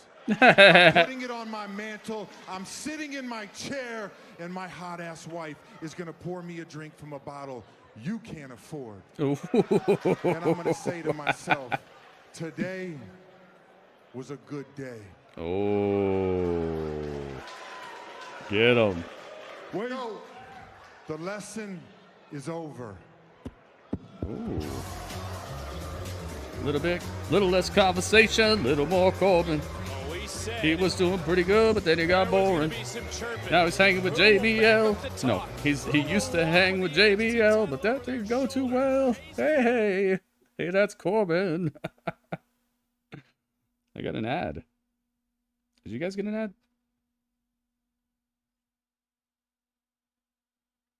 I'm so proud of you. I'm so proud of you. Que yo no estuve, you set up for yourself. And got an ad. Nos encargamos de Lash and Yakara. Hey! Last week, hey, you Dragon Lee. The NXT universe that you ladies are badasses. Go show Lash and Yakara against tonight. Yes. I'll be watching. Hey, what's going on, guys? What's up? Hey, Nathan Fraser, it's NF. Went out and just say for last week. Gracias. See? No, seriously. Last week was like the coolest night of my entire life, and without you, I genuinely don't know if it happened. So, thank you so much. Anytime, amigo. Siempre. Vámonos! The new NXT Heritage Cup champion. Congratulations, hermano. Cheers, amigo. Hey, I was talking to my mentor, SETH ROLLINS, earlier, and he goes, take care of the people that helped you along. Ballin' Corbin. So with that being said, it only feels fitting to give you the very first shot at my Heritage Cup. Nice. You will be an honor, my friend. Let's do it next week, bro. Yeah. Hey, Women's tag team match. Next. When I put my name here, bro. All right, Oh, he said it'll be fun when I put my name here. Kurt's answer. Just don't call. Dragon Lee already talking that trash. To have a comeback to the WWE would be a huge deal to me. I like that. Ads for everyone. That's pretty cool, though. At least it's working. So these two are going to fight over the Heritage Cup. Do I have the Heritage Cup? Let me see. I know I had it, and it was a very low resolution version. I got a better one, I think. So let's see.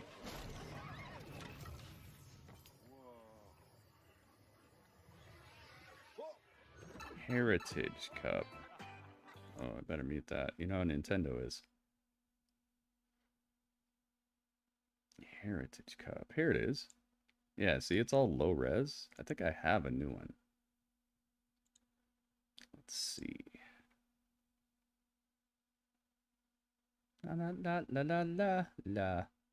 Yeah, I do. Okay, let's see if this one's more high resolution. Where is it? Hello? Fit the screen. Nice! Yes! Look, I have a better one now. How cool is that? Ta-da! Sprucing up the place. Okay? You see me? Doing the dang thing. I might be the best. I might be. This is how Tosin lost 33 pounds on Noom weight. I'm Tosin. Noom gave her a psychological Panda loves ads. Noom has taught me how you think about food has such a huge impact on your relationship with it. Visit Noom.com and start your trial today. I think we're coming upon the main event now. Well, not right now. They're gonna do that tag match, which probably means we're gonna get about a 20-minute Bron versus Seth match, which sounds about like what it should be. Give them enough time. Let Bron prove himself against Seth and look well. Look like a well-tenured wrestler in his early career here. But not too long that it just that it falls apart.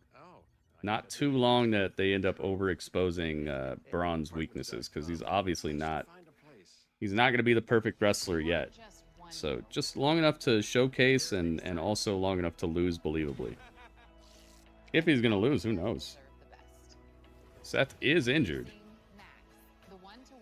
He got jumped up by Finn Balor last night. Whoa, whoa, whoa!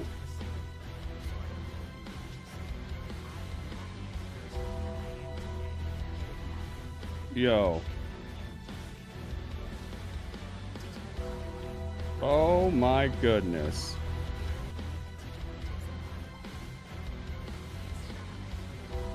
Yo. That's what time it is? That is so awesome. Yeah, Dudley, new members. Holy moly, thank you so much. That Undertaker theme is epic. J-Rock, baby! Dude, thank you so much, J-Rock. Hooking it up. Thank you to everybody who's here today. I know it's not Twitch. Obviously, it shows who actually was in the Twitch chat, who was a supporter, and who was in the Twitch chat who just was looking for a free ride, you know? I really appreciate you guys. Thank you for being here. This Friday, a shocking decision. You a member. Now you got the badge and you have the emotes. You should have the Dudley emote, the hype emote, the good match emote, the AEW, the NXT, and the chat champ. Which you are the chat champ right now. Where is Dragon Lee? There's Dragon Lee. Lafayette, dude. I hear some people talking some trash about Lafayette. I hope they bring it. I hope this crowd just kills it. Moments ago. Uh-oh. Gallus on their way out. Your sub renewed on Twitch today too. Yeah, we'll be back on Twitch, guys. Come back for me. Unbelievable. What's happened at the bar? Rats? What do you mean rats? What do you... Hey, Joker. Oh! Hey, Joe. Hey, Joe. Yo, Stacks just threw Joe Coffey in the trunk. Dude, this is the most dangerous place on earth. The NXT parking lot. Stacks' plan falling into place. The most dangerous place on earth. He hit him with the car door. He said, "Hey, Joe," and he hit him with the car door, and then he threw him in the trunk. Jakara Jackson and Lash Legend are having a match right now, and they have matching gear. Nice. Uh-oh. We're going to jumpstart on the outside. Royce Leone don't care about Dar's feelings as he doesn't have his prize Heritage Cup. That's in the possession of Nathan Frazier, who seemed to have granted an opportunity to Dragon Lee. See if that matchup gets made official. She's money, dude. She just gotta she gotta get more TV time, and obviously they're working on her, they're working on getting her to tighten stuff up. Charlotte Flair is a great athlete and star, no doubt, but they need to stop handing her title opportunities. That's her heat, though, man. You got to look at it like what are they doing? I understand people get really soaked into the show and they're like, oh, this person don't deserve it, but it's like that's the point. That's what they're trying to do with her. They want her to be the most hated woman athlete. They want her to be a super heel, and it's working. What's the easiest way to get people heat is to make them have unnecessary and unearned opportunities. Why do you think I talk about Pete Davidson so much? He's in everything, and it's like nothing he's in I really get any sort of enjoyment out of. Easiest way to get heat, especially among a roster of people who actually do want to get those opportunities and working hard for them. Easiest way to get heat is just give someone straight up opportunities. That's why they put Logan Paul in the Money in the Bank match with no qualifier. Mad heat. Uh-oh. Yo, we got some biscotti on the outside right now. What is this outfit that she's wearing? Abductions every Wednesday. I'm glad they stopped doing that, man. From Jackson. Oh, it's over? Into the cover hook of the leg. And no, it's not over. By Leone. I mean, talk about some offense. We got to focus on. That's exactly why they do it, man. They're trying to get you to not like her and intensely not like her. And that's good, because then you can build good baby faces off of her. Jackson, though, in control of this match. And look, we might be talking about the Heritage Cup and seizing moments. Both these teams trying to do just that for Leone. Dang, stretch her out. This is a moment they've been waiting for, finally back together after Leone was able to battle back from knee injury, but right now trying to get back into this Jakara match. Jackson has a pretty good look to her. She got nice proportions, and she's taking it slow. She's not trying to run all over the place. She doesn't look out of her element. Ooh. She got slammed out of her element, though. Make a tag, desperately needs and does, and here comes. Gonna make sure it's up on both Twitch and YouTube. Goki, I appreciate it, man. Lash Legend. Oh, swing and a miss. Caught Legend the second time around. It's awesome to have people who want to support what I do, you know? I got a lot of people who only support, like, one thing I do, and it's disheartening sometimes. But it's so awesome when people come through who do support what I do. Nice run, oh my god. Beautifully done. You just said their name. It's their two names, Booker. That's Meteora. Well, you might want to get with them and try to figure that one out. Oh, stomp your hand. She stomped his watch off? What the heck was going on? Oh my goodness, front flip through the ropes? These two are great, man. Oh, wow. Get your clock cleaned. Talking grandfather. Lash Legend with a super boot.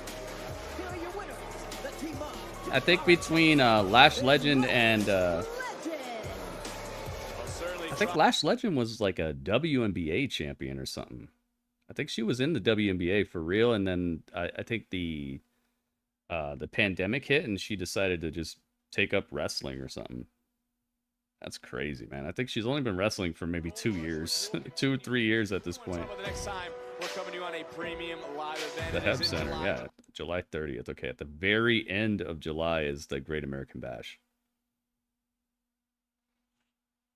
Yeah, that's what they want, man. They utilize certain things to get people extra heat, and one of the main things you could do is when people are watching wrestling, they don't want to see people get handed opportunities and stuff. So it's a really easy way to get people to just automatically not like Charlotte right out the gates. Remember last time we saw her, she was a good guy or a good girl. You know, they flipped her so quick off of just doing that, just having her show up right when they presented a new title. They easily flipped Charlotte so quick. Because they know what we're going to react to. They know what we're not going to like. They know what's going to get us to be like, oh, what? Gigi Dolan has many avenues for creativity, while Kiana James has scoffed. I'm not sure how deep the copyright on that beat right there is going to be.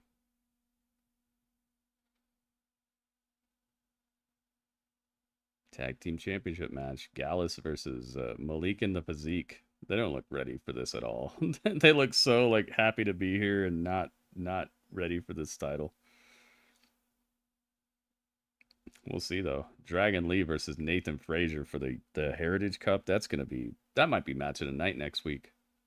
Might be match of the week next week. Young Rollins versus Dragon Lee.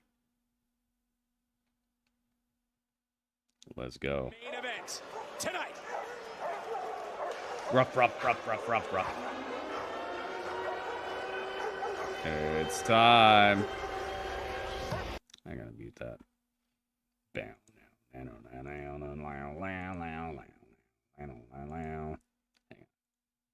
Get this title up. I'll sing it for you guys. You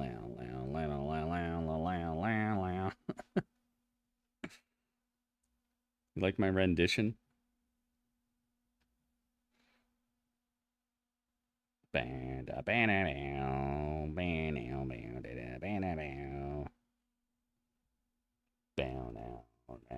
Now.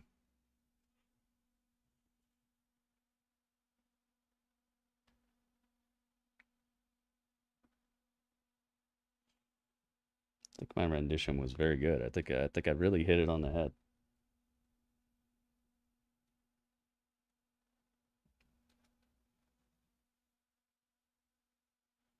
Wonder why he didn't wear his hoodie with the wolf mask or dog mask.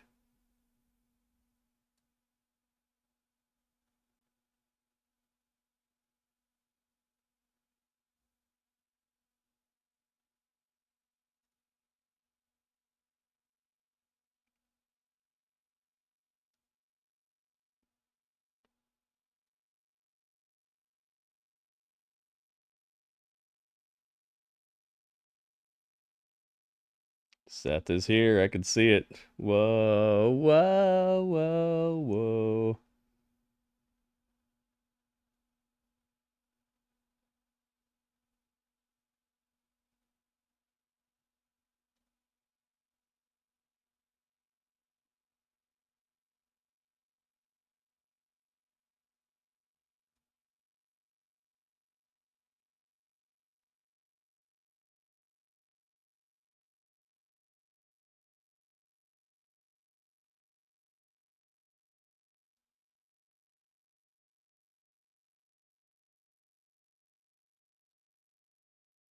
Bam, bam, bam, bam, bam, bam, bam, bam.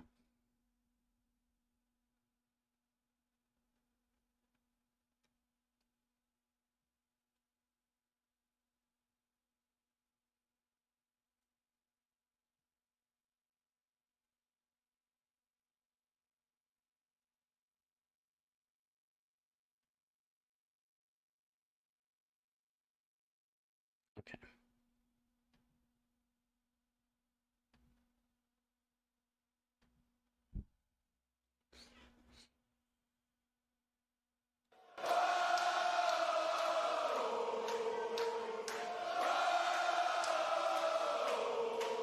And they know.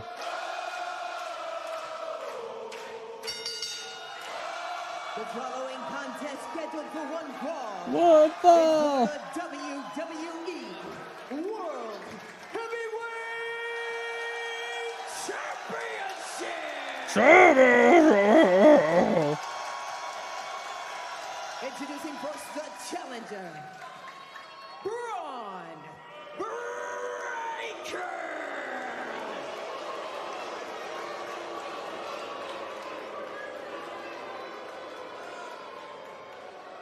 And his opponent, he is the WWE World Heavyweight Champion, SETH "Rollins."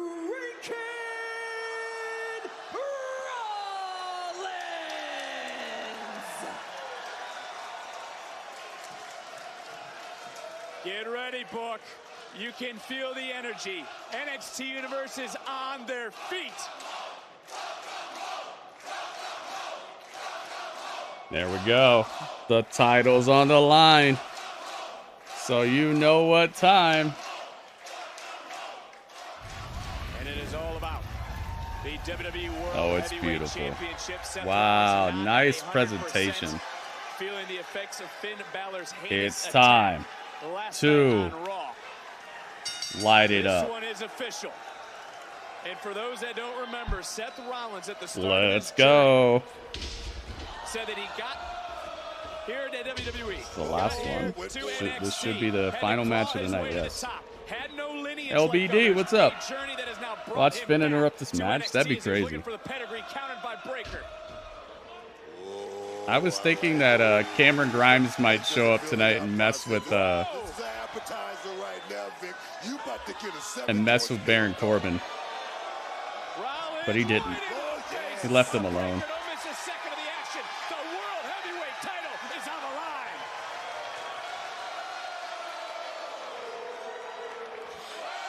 Seth Rollins, dude, in NXT. This is awesome. The world champion. Back to his, back to where the whole WWE side of the journey began. LBD is in the building. Wouldn't you? What do you know about the West Side Ripper? We're in the big leagues now. Are you in danger? Oh, God. Some good stuff right there. Man, who's gonna win this? I think Seth's gonna win, but I really just hope they give him they give Bron Breakker enough, you know.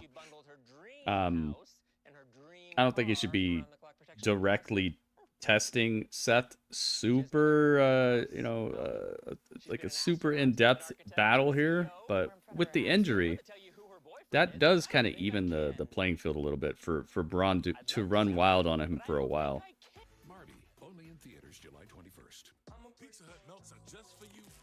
Most said if WWE wanted Bron to be champion, they should call him up already. Nah.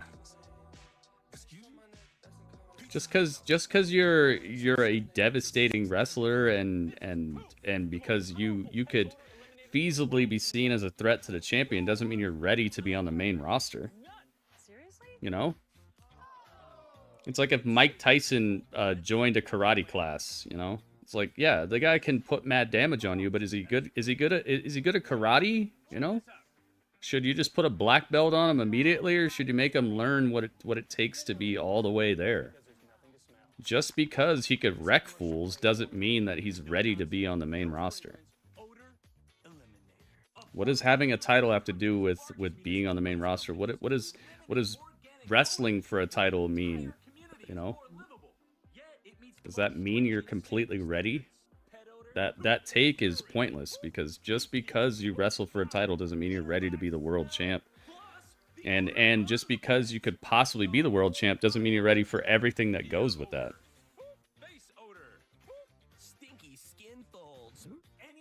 What else can Bron do in NXT? Learn to be a better overall entertainer. Learn to be better on the mic, get better in the ring. Just because he's beat everybody here doesn't make him ready. You know what I'm saying? Like, people tend to forget that there's way more to being a main roster main eventer than just being, oh, I beat everybody in NXT. Like, that doesn't mean anything. Because they booked you to beat everybody. It doesn't mean you really beat everybody. It doesn't mean you're a better wrestler than everybody. It doesn't mean you work harder than everybody. It doesn't mean you're better on the mic than everybody. It doesn't mean you understand what it is to be a WWE superstar better than everybody. There's nothing about him beating everybody down here that makes him ready for the main roster. People need to realize that. Being on the main roster but when he gets called up, it's game time. He doesn't get to get called up and just be some guy in catering all day. When he gets called up, people are going to expect results, man. They're going to expect him to do things. He can't get called up and be all wobbly on the mic, and he can't. He needs to be ready when he gets called up, because people are going to expect that. Or else it's box office bomb. This is what I wish people would understand, dude. Just because they present you as somebody who's killing everybody doesn't mean you're ready to be on the main roster. Looking to add more gold to his long list of accomplishments. And when you take a look at NXT, Bron Breakker carried the There's a lot more to it than that. Especially when it's predetermined, dude. He beat a bunch of people that they said he should beat. He won a bunch of matches that they told him to win. There's a lot more to it than that.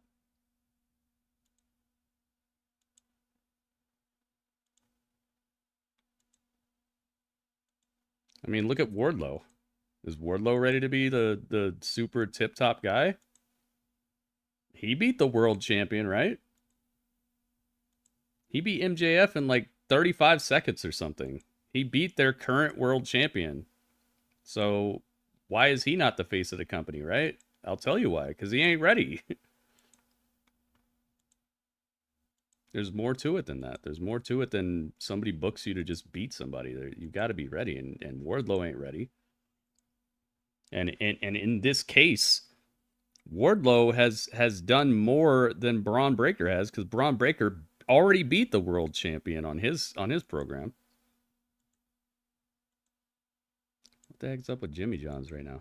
Jimmy John's going crazy. Wardlow isn't trained by guys like HBK, yeah, but he still ain't ready.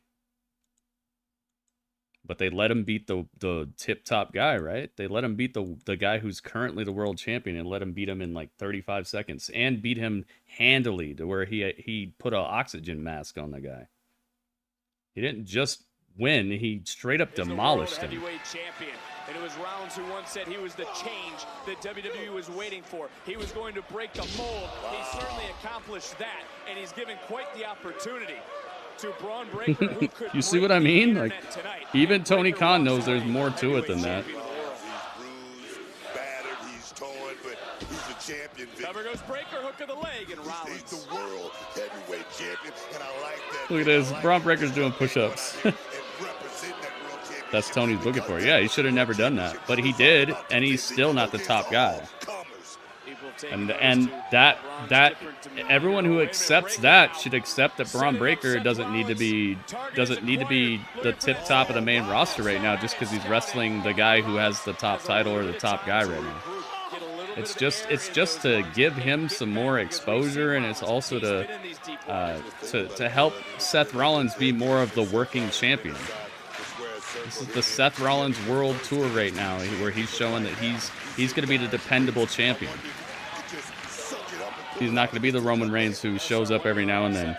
You take a look at the WWE live events. Rollins has been defending the championship at every turn. Is he doing too much? Is he spreading himself?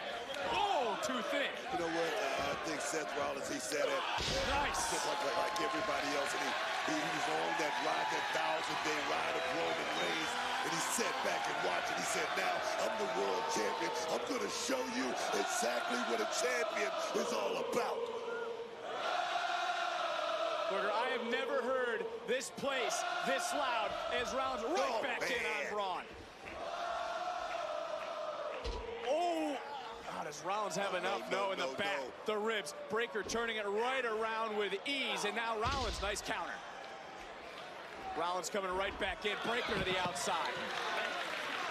And this is what we've seen in Seth Rollins. Doesn't classify himself as a high flyer, a brawler, a technical superstar. He believes he's someone who can do everything and anything. When Bron comes, I want him on the mid card. Yeah, I think that would be. I think that would be best, Acid. I agree with you. But people are going to expect him to actually bring it, though. He can't just be some silent guy, or else he might just stay there on the on the mid card. You know what I'm saying? Like, he needs to actually have some character behind it, and he's learning that right now. As you see, they're giving him more character. He's not just some guy who's happy to be here anymore. He's got some oomph behind him. That's good, but still, he needs that time in the oven, man. You pull him out too soon, and he could just be the next Apollo, where the highest he'll get will be the IC title or something. Oh, no stomp for you. Bron's like, I'm out of here. Yeah, there's a lot of people who were on fire in NXT, and then they got pulled out of the oven too quick, and they were raw on the inside, you know? Just because the outside looks crispy and well done doesn't mean that they have that they're cooked to perfection on the inside.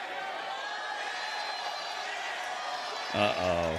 We'll take the table apart.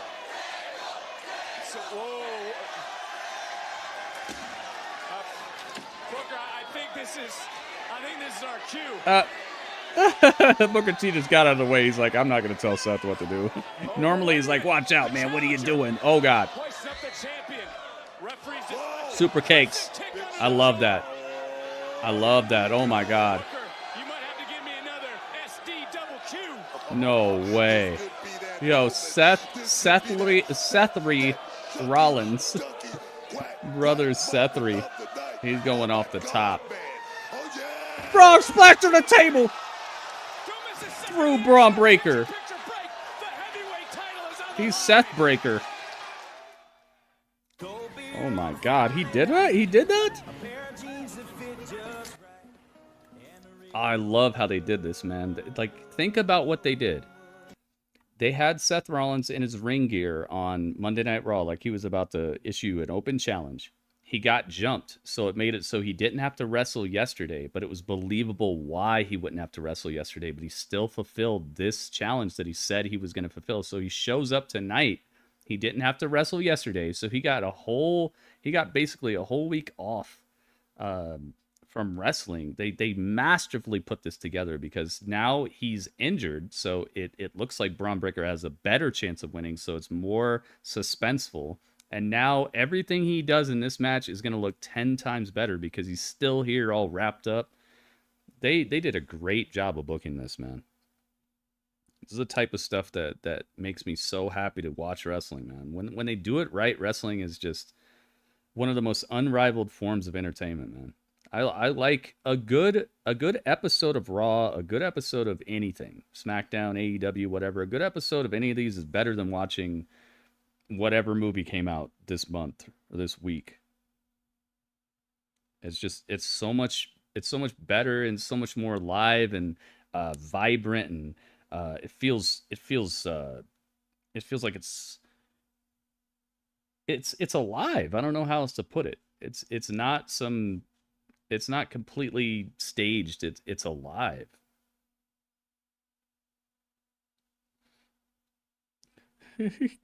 Dish full of candy. That's what they did. If you were to bring Braun to the main roster, I'd put him against like Shelton Cedric. Yeah, well, that sounds like mid card though. Exactly. That's mid card right there.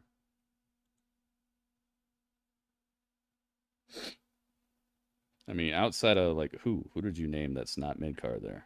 I guess maybe Finn, but even him, he's He's been mid card for a couple of years now.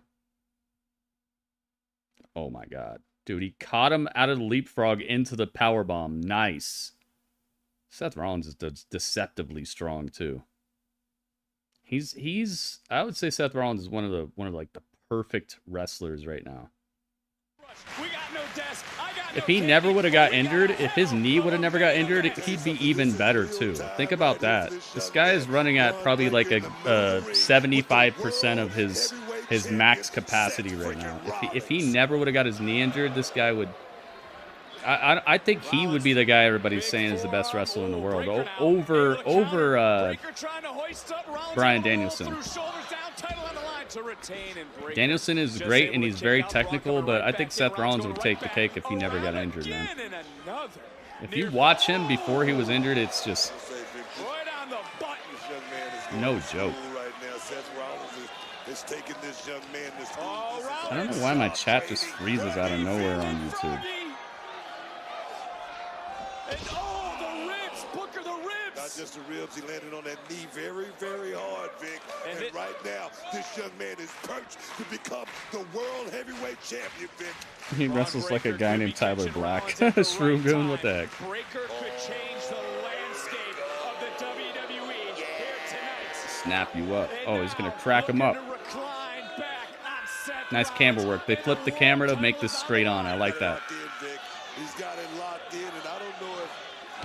Does Kevin Dunn run the cameras down here too, or what? Rollins has fought so hard and fights his way and finds his way to the bottom rope. What a match. Take another look. How about have Seth facing Roman, dude? I think that's the plan. I think they've kept it alive in people's minds for a long time. Rollins, but just at the last second, Bron Breakker able to turn things around. What a main event to week 1 of Gold Rush. WWE World Heavyweight title on the line. Oh my god. Frankensteiner off the top. Come here. Yo. Military freaking power slam. Bron to the breaker. He's going off right now, man. That did not put Seth away, but almost. With a move that has captured championships in NXT, but not tonight. I tell you, he got all of that power slam right there. Nearly drove Seth Rollins clean through the mat. I thought that was a 3 count. I thought we had a new champion. That would be crazy. If he hits the spear, it might be over. That's midsection. No. Seth with the knee. Pedigree. Beautifully taken. That's no dose. That's not it. You got to start giving credit now to Bron. Oh boy. Thanks, Acid. Hasn't done the Falcon Arrow in a while. I'm glad. I don't like that spot. Seth wanted to see if he'd be tested. Spear! Come on. For the title. Beautifully done. Oh my god. The midsection of Seth is in final jeopardy right now. I'm talking Alex Trebek. Shout out. Bling. Spear. Yo, he stopped him right there. He speared him out of the stomp. You see that? He was going for the stomp. Beautiful. Bron Breakker came in tonight already having the respect to some levels of Seth Rollins. Rollins has been in the shoes of Breakker. One more time, man. One more time. He wanted to see the hunger to be the best. Why does Bron Breakker look like Dijak right now? He looks kind of like Dijak to me. And Bron Breakker has brought it tonight. Yeah, I don't like that Falcon Arrow spot. Can he become the new world? I think a superplex should take it out of both athletes. Oh, you're done.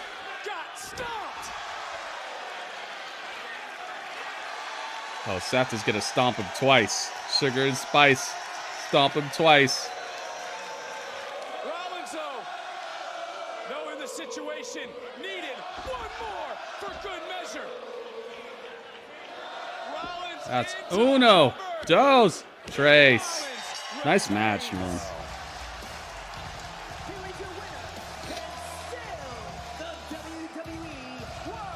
He said, what the F? You saw his face? They zoomed in on him and Seth said, what the F? like, who is this guy? I love that. This is the epitome of what wrestling should be, man. You make the other guy look good and trust him to do the same for you, and then you're in business. Oh, I love it so much, man. That was crispy, crispy. Absolutely crispy. Seth is gonna stomp you. Oh my goodness. Oh my god, they're attacking us. Bob Stone hooking it up. Yes. Dude, Bob Stone, thank you so much. By the way, if you guys enjoy what I do here, please consider Bob Stoning it up, okay? Hook it up, guys. You can do a super chat of $1, $2, whatever you could spare, whatever you think is fair. But let's not leave it all on one person to support the stream, guys. Let's see if any of you have $1 and you like what I do, please consider that I've entertained you. Ooh, that's another rhyme. Thank you, Bob Stone. That was a good match. More to keep down. Bron breaker went to the well once again. Finn shows up here. That'd be good. Good match. What is in store next Tuesday? What a way. I love how they get to go over. Oh, Finn is here.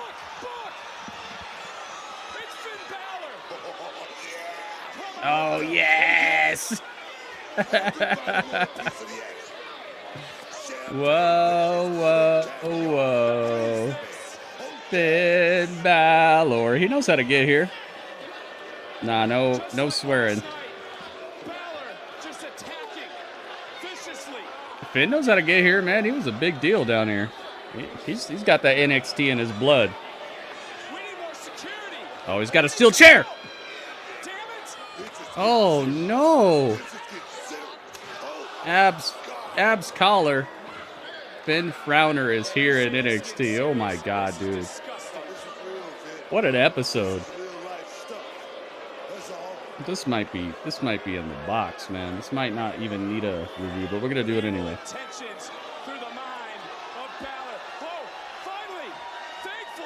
Who's this?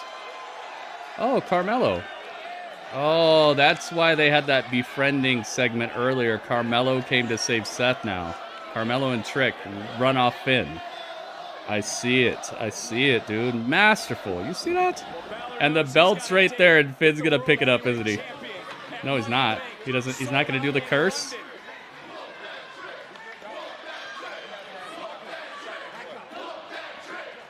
Ooh, I love this. He's gonna pick up the title? No, Finn Balor's not gonna do the curse. You know the curse, right? The curse is if you pick up the title before you're supposed to have it. That's the curse. You get cursed off of that. That's the end of your possible title aspirations. If you pick up the title before you're supposed to have it, a lot of times you just end up not winning at all. I'm not gonna say it always happens that way, but very often, if you pick up the title and you start trying to show off with it, you're not gonna win. You're not gonna end up with that title. It's the curse. It's the rules. Oh my goodness, man! What a fun show that was. I like that they kept that three-way title match, three-way #1 contender match. I like that they kept that kind of short because that's the match that I probably cared about the least on the show. So. Man, I really felt like they ran a tight ship tonight. But let's have a little chat about it, if you will. Just a little chat with Dudley.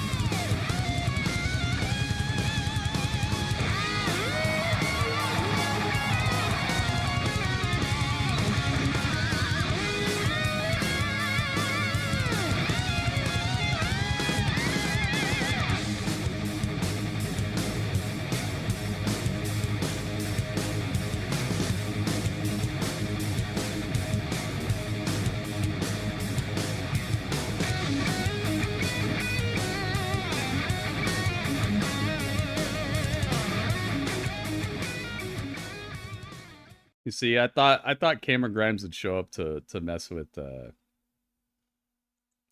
Baron Corbin tonight. So I was wrong, but I probably should have put Finn Balor there. Oh well. I was close. There was some interference, but there wasn't interference, but there was a main roster person coming down to mess with somebody that they've had some issues with recently. Oh yeah, you know what time it is. All right, let me open up my calculator.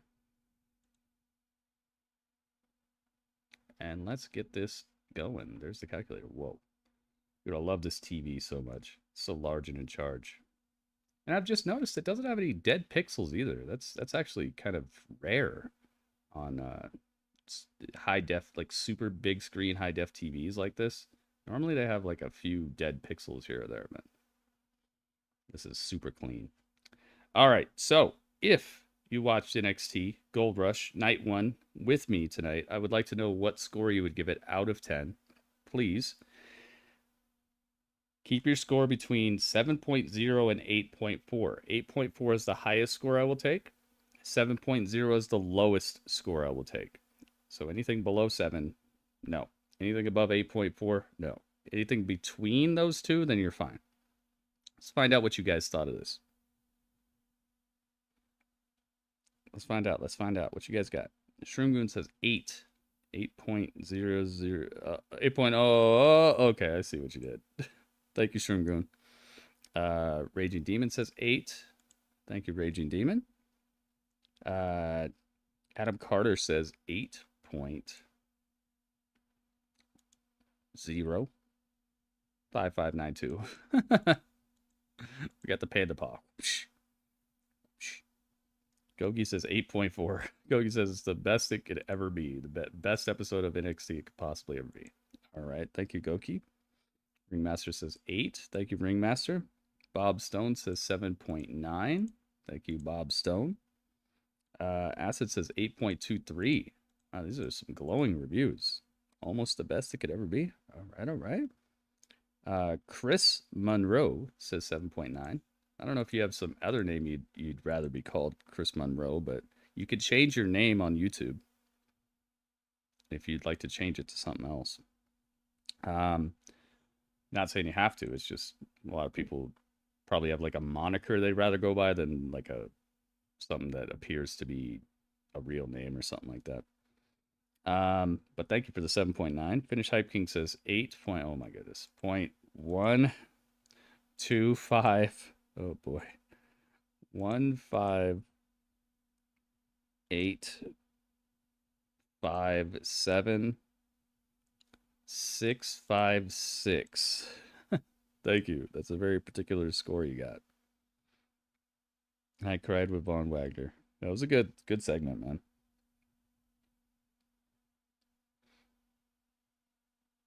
Oh, right, all right. There I scored something higher, Raw and SmackDown? Higher than Raw and SmackDown. Okay. Cool. You don't have to do any of that. It's just, there's some times where I look at scores and I'm like, what's going on here? All right, any other scores? 10 seconds left, guys. Speak now or forever hold your score about NXT.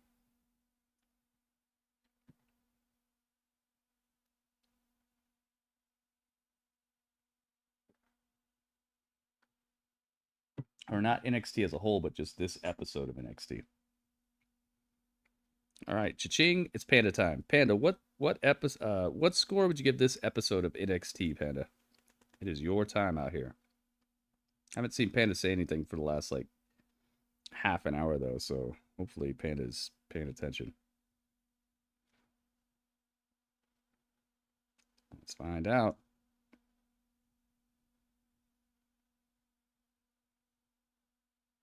What you got? I'm gonna wait about another 10 seconds to see any sort of movement on the Panda front, and then we're just gonna give you my score, and then we'll rock with it.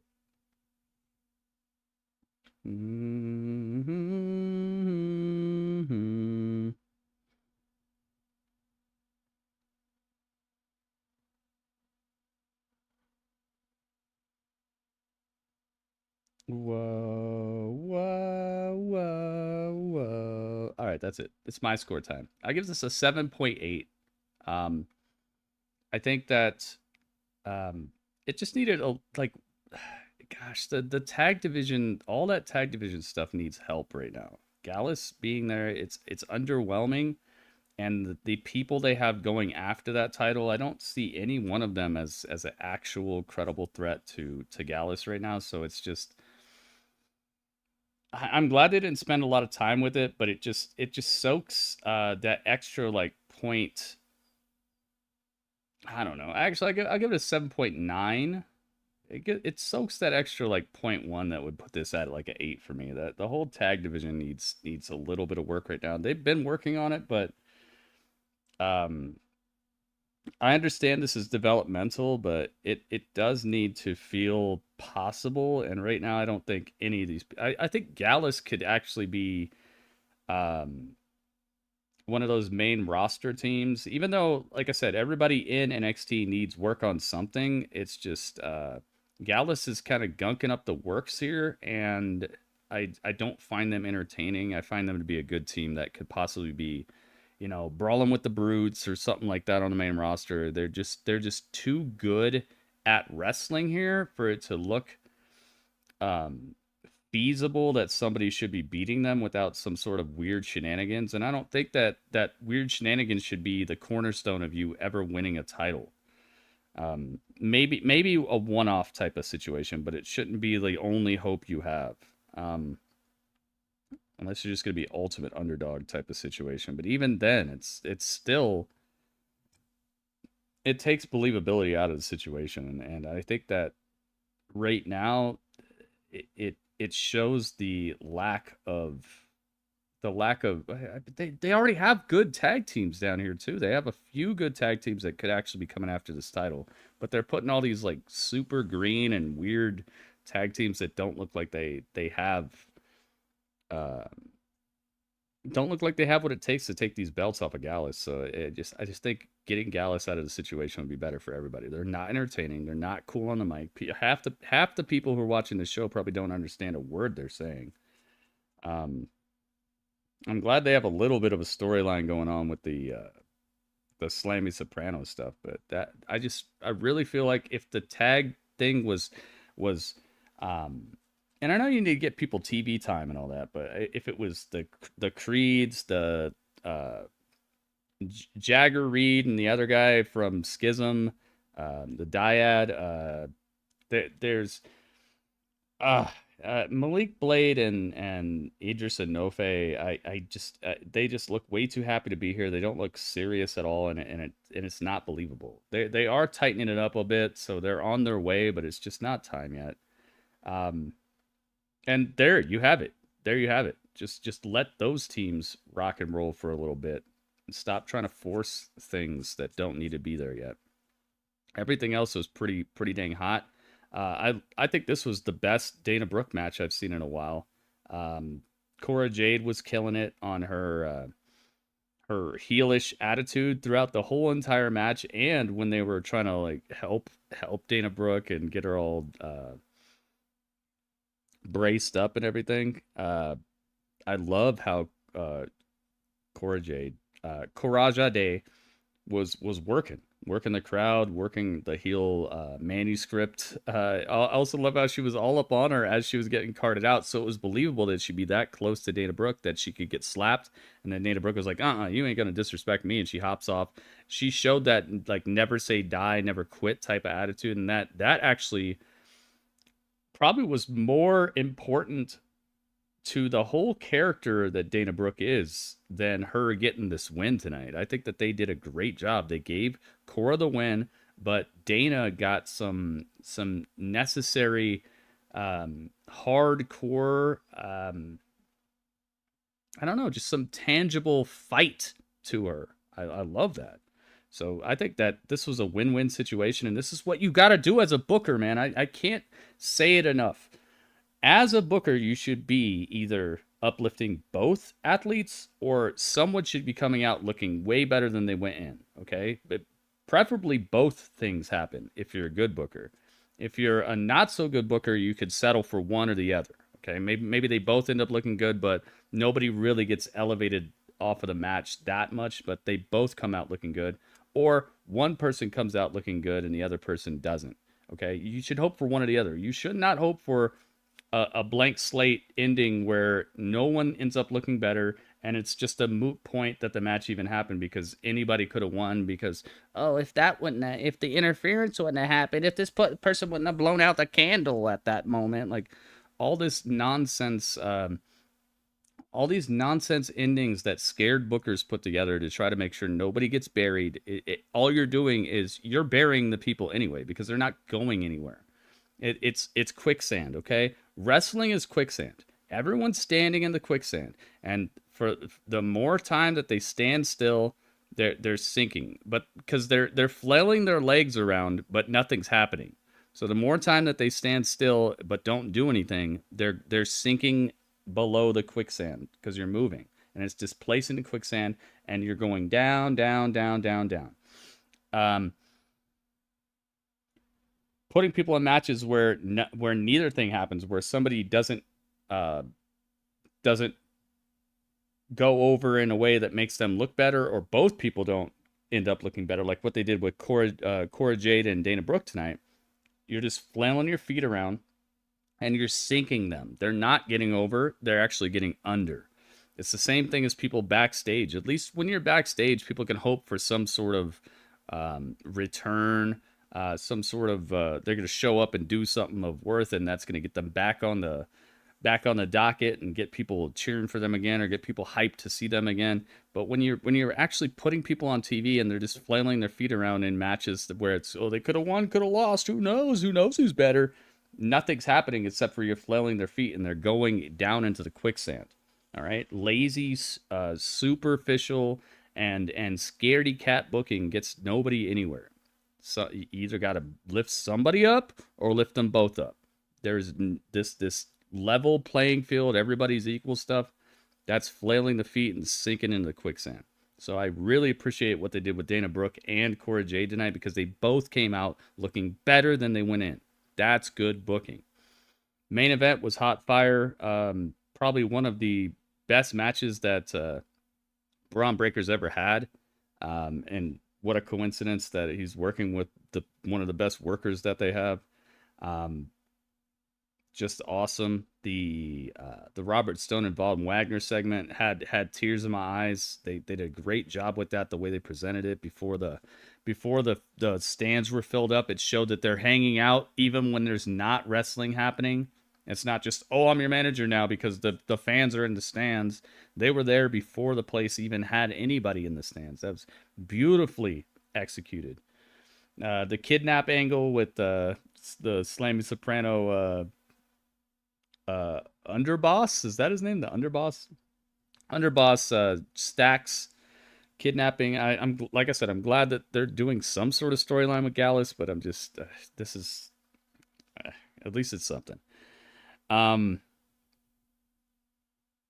What else happened? The Nathan Frazier backstage thing was cool. Eddie Thorpe backstage with Damon Kemp. I didn't know why they did that. I was just kind of like, oh, it's a continuation of last week.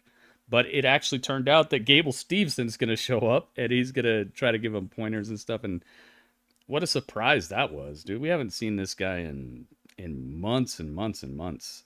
So that was a pleasant surprise. And maybe he's going to stick around here and learn something from his brother, because his brother's already well on the road to being a fun to watch superstar. I've already had fun watching this guy, so maybe he can give his brother some pointers, which is probably going to be a tough pill to swallow, because you're obviously a Olympic athlete and all that stuff. But man, this is different. This is not the Olympics. This is entertainment. This is entertainment that requires a bit of athleticism or an extreme athleticism at that. So he's got some of that. He's already ahead of the curve, but he's behind the curve as far as I'm concerned with the rest of it. And so maybe his brother can help him, because his brother has an incredible delivery, believability. He's entertaining. He's heelish. He's just got what it takes. I like Damon Kemp. What else happened? The women's tag match, they did a good job too. Like I said, the 7.9 is just because the tag division needs to get real. You can't just be like, oh, all these people had a character arc, so now they're in the title picture. No, they should be getting smashed by the Creeds and the Dyad and stuff like that. It doesn't look like they're ready yet. The Wes Lee match is a little goofy to me, the way Ali was injecting himself into it, but it's believable because of the journey Ali's been on recently. So I'm not being too hard on it, but the next thing they do needs to be a bit more realistic on the outcome. The outcome was really strange and not the best way to end the match as far as I'm concerned. But it does lead to more storytelling, which I'll gladly trade a super great match for good storytelling and continual storytelling, because a super great match ends there. Storytelling, you can get more out of it, and it's a reason to tune in and see what's going to happen next. It's intriguing. It's not just look at the pretty fireworks. It's something that you can work with, and something you can. It's like how they say you can give a man a fish, or you could teach him how to fish. You know, like you teach a guy how to fish, you feed him for a lifetime. If you just give him a fish, you feed him for a day. I would rather you feed me for a lifetime than feed me for a day. One match is cool, but I'd rather you feed me for a lifetime. I'd rather there be more story. I'd rather there get something more out of it and look forward to next week and look forward to next week and look forward to the pay-per-view. Not in stupid little incremental ways that show that you're holding back just to save it for later when you can charge me money for it. I mean, just make it a meaningful story that's not just a banger, bro, and then we're done with it. That's my main problem with something like Forbidden Door, is I don't care about banger, bro. I care about storytelling. I care about giving me something to look forward to, all right? If all I'm looking forward to is you running around these ropes all day, and then the next day it soaks into the earth and everyone forgets about it, then what did I just watch? It was entertaining, dude. I could see great matches. There are matches that happened before 1995 that I can watch right now. They're going to be better than anything you watch tonight. All right, we don't need brand new bangers. Okay, it's great when they come up. But it's even better when they come up and it's part of a storyline. It's part of something that we can get invested in. It's part of a new story that we can sink our teeth into and enjoy. All right. That's what matters to me. A banger does not matter to me because there's already bangers from 30 years ago I could watch right now at the tip of my fingers. I do not have to pay you $60 to see new bangers. All right. And most of the time, I'm going to be paying that $60 to see bangers from people that already had bangers 20 years ago that are better. Oh, I got to pay you $60 to see Bryan Danielson turn out a banger. No, I don't. I got to pay you $60 to see Okada put on a banger. No, I don't. I got to pay $60 to watch Ospreay put on a banger. No, I don't. I don't have to pay you any money at all to see any bangers from any of these people. Most of what's going to be the selling point for a pay-per-view at this point is people who've already done it and done it better. You don't have to be paying this money. So what's going to sell it is the storyline. The reason I want to see Ospreay versus Omega is because it's the third match, and the last match was so epic, so awesome, that I want to see how that story continues, and I want to see how their third match goes. That's something worth paying for. The first time ever seeing two people fight. That's cool. Is there a story? No. Cool. All right. At least charge me less then, because you didn't build a story out of it. It's just a banger for the sake of bangers, bro.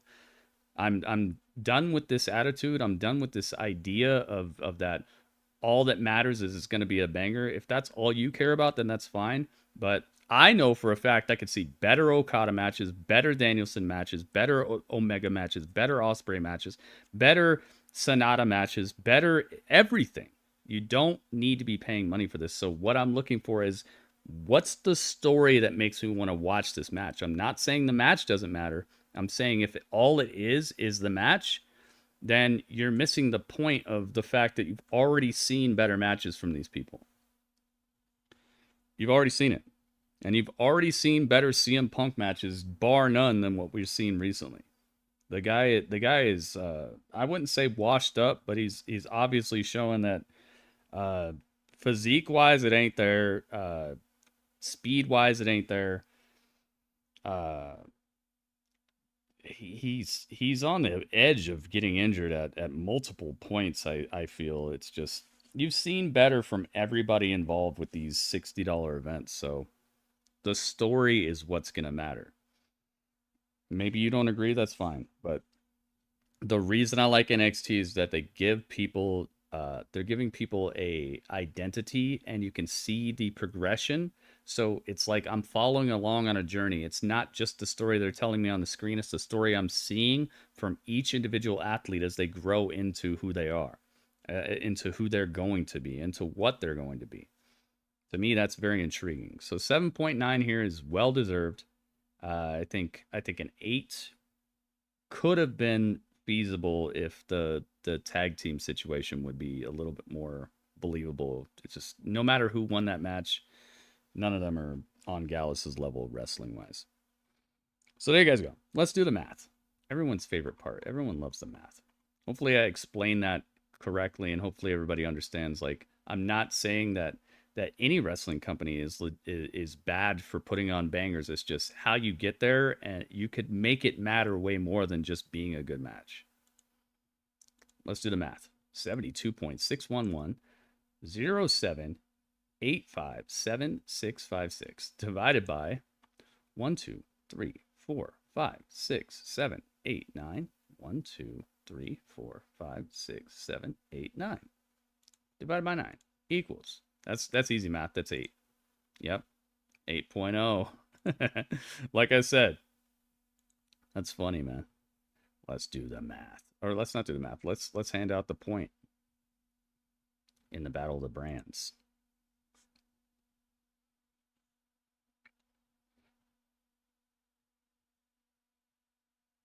Damien's world class too. Oh yeah, Damien's good. Oh, Damon Kemp, is that who you're talking about? Damon Kemp? Yeah, he's good, man. He's a good entertainer and a good wrestler. He's entertaining, and this is why I keep on bringing this up. There's more to wrestling than just wrestling. And the people who just wrestle are gonna be stuck in that category forever, and that's fine. You need people like a Steve Blackman. You need people like a Dean Malenko. You need these people who are not necessarily needing to be incredible storytellers. Of course, you do need those, but is that what's gonna sell the tickets all day? And is that what's gonna go down in history as like what got all these butts in the seats and everything? No, dude, they're team players. They're like Horace Grant. You know, Horace Grant wasn't Scottie Pippen, Michael Jordan, Dennis Rodman. These people are outstanding entertainers and also basketball players. So they all came together to create a fun to watch era of television. You know, that's what's up. You know, you do need those team players. You need those guys to come off the bench who are just gonna, turn out a good match. But don't tell me that that's the end all be all of the sport, dude. That's something that's good. It's good to want to be a cornerstone and be somebody who's who we can count on and who's going to be epic. That's fine. But don't tell me that's the apex of the industry. Don't tell me that's exactly what a show should be all day. Have a show with 12 Steve Blackmans, all right? A whole show with 12 Steve Blackmans, back to back to back to back, all the way up to the main event, and then see you next week. That's not gonna rock for too long. It's gonna be cool the first time or the second time, or maybe even like the 14th time, but after a while, people are gonna start to see that, okay, cool, we've seen good matches, but like, why am I coming back next week? That's not the cornerstone of the industry. It's part of it. And it's definitely something that you have to have. Every company needs a Steve Blackman, a Dean Malenko, a Drew Gulak. Every company needs these people you can count on to just to turn it out, you know? But it's not the main idea, and it's definitely not going to keep people watching week to week to week, 14 weeks in a row. And one of the things that I'm hearing and noticing with the average modern day wrestling fan is that they're all about the bangers and you realize that's not going to get you to watch next week. And even if it does, it's not going to keep you for 14 weeks. It's not going to keep you for a year. It's not going to get them a new TV deal. It's not going to keep the ratings high. It's not going to get their advertisers happy. Balance, okay? Moderation. You need balance. You can't have people who are MJF all day, and you can't have Steve Blackman all day.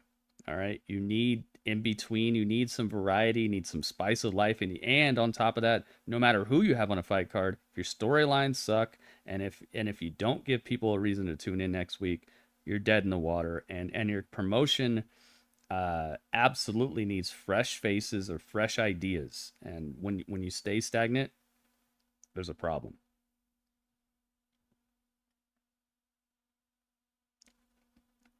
Oh yeah.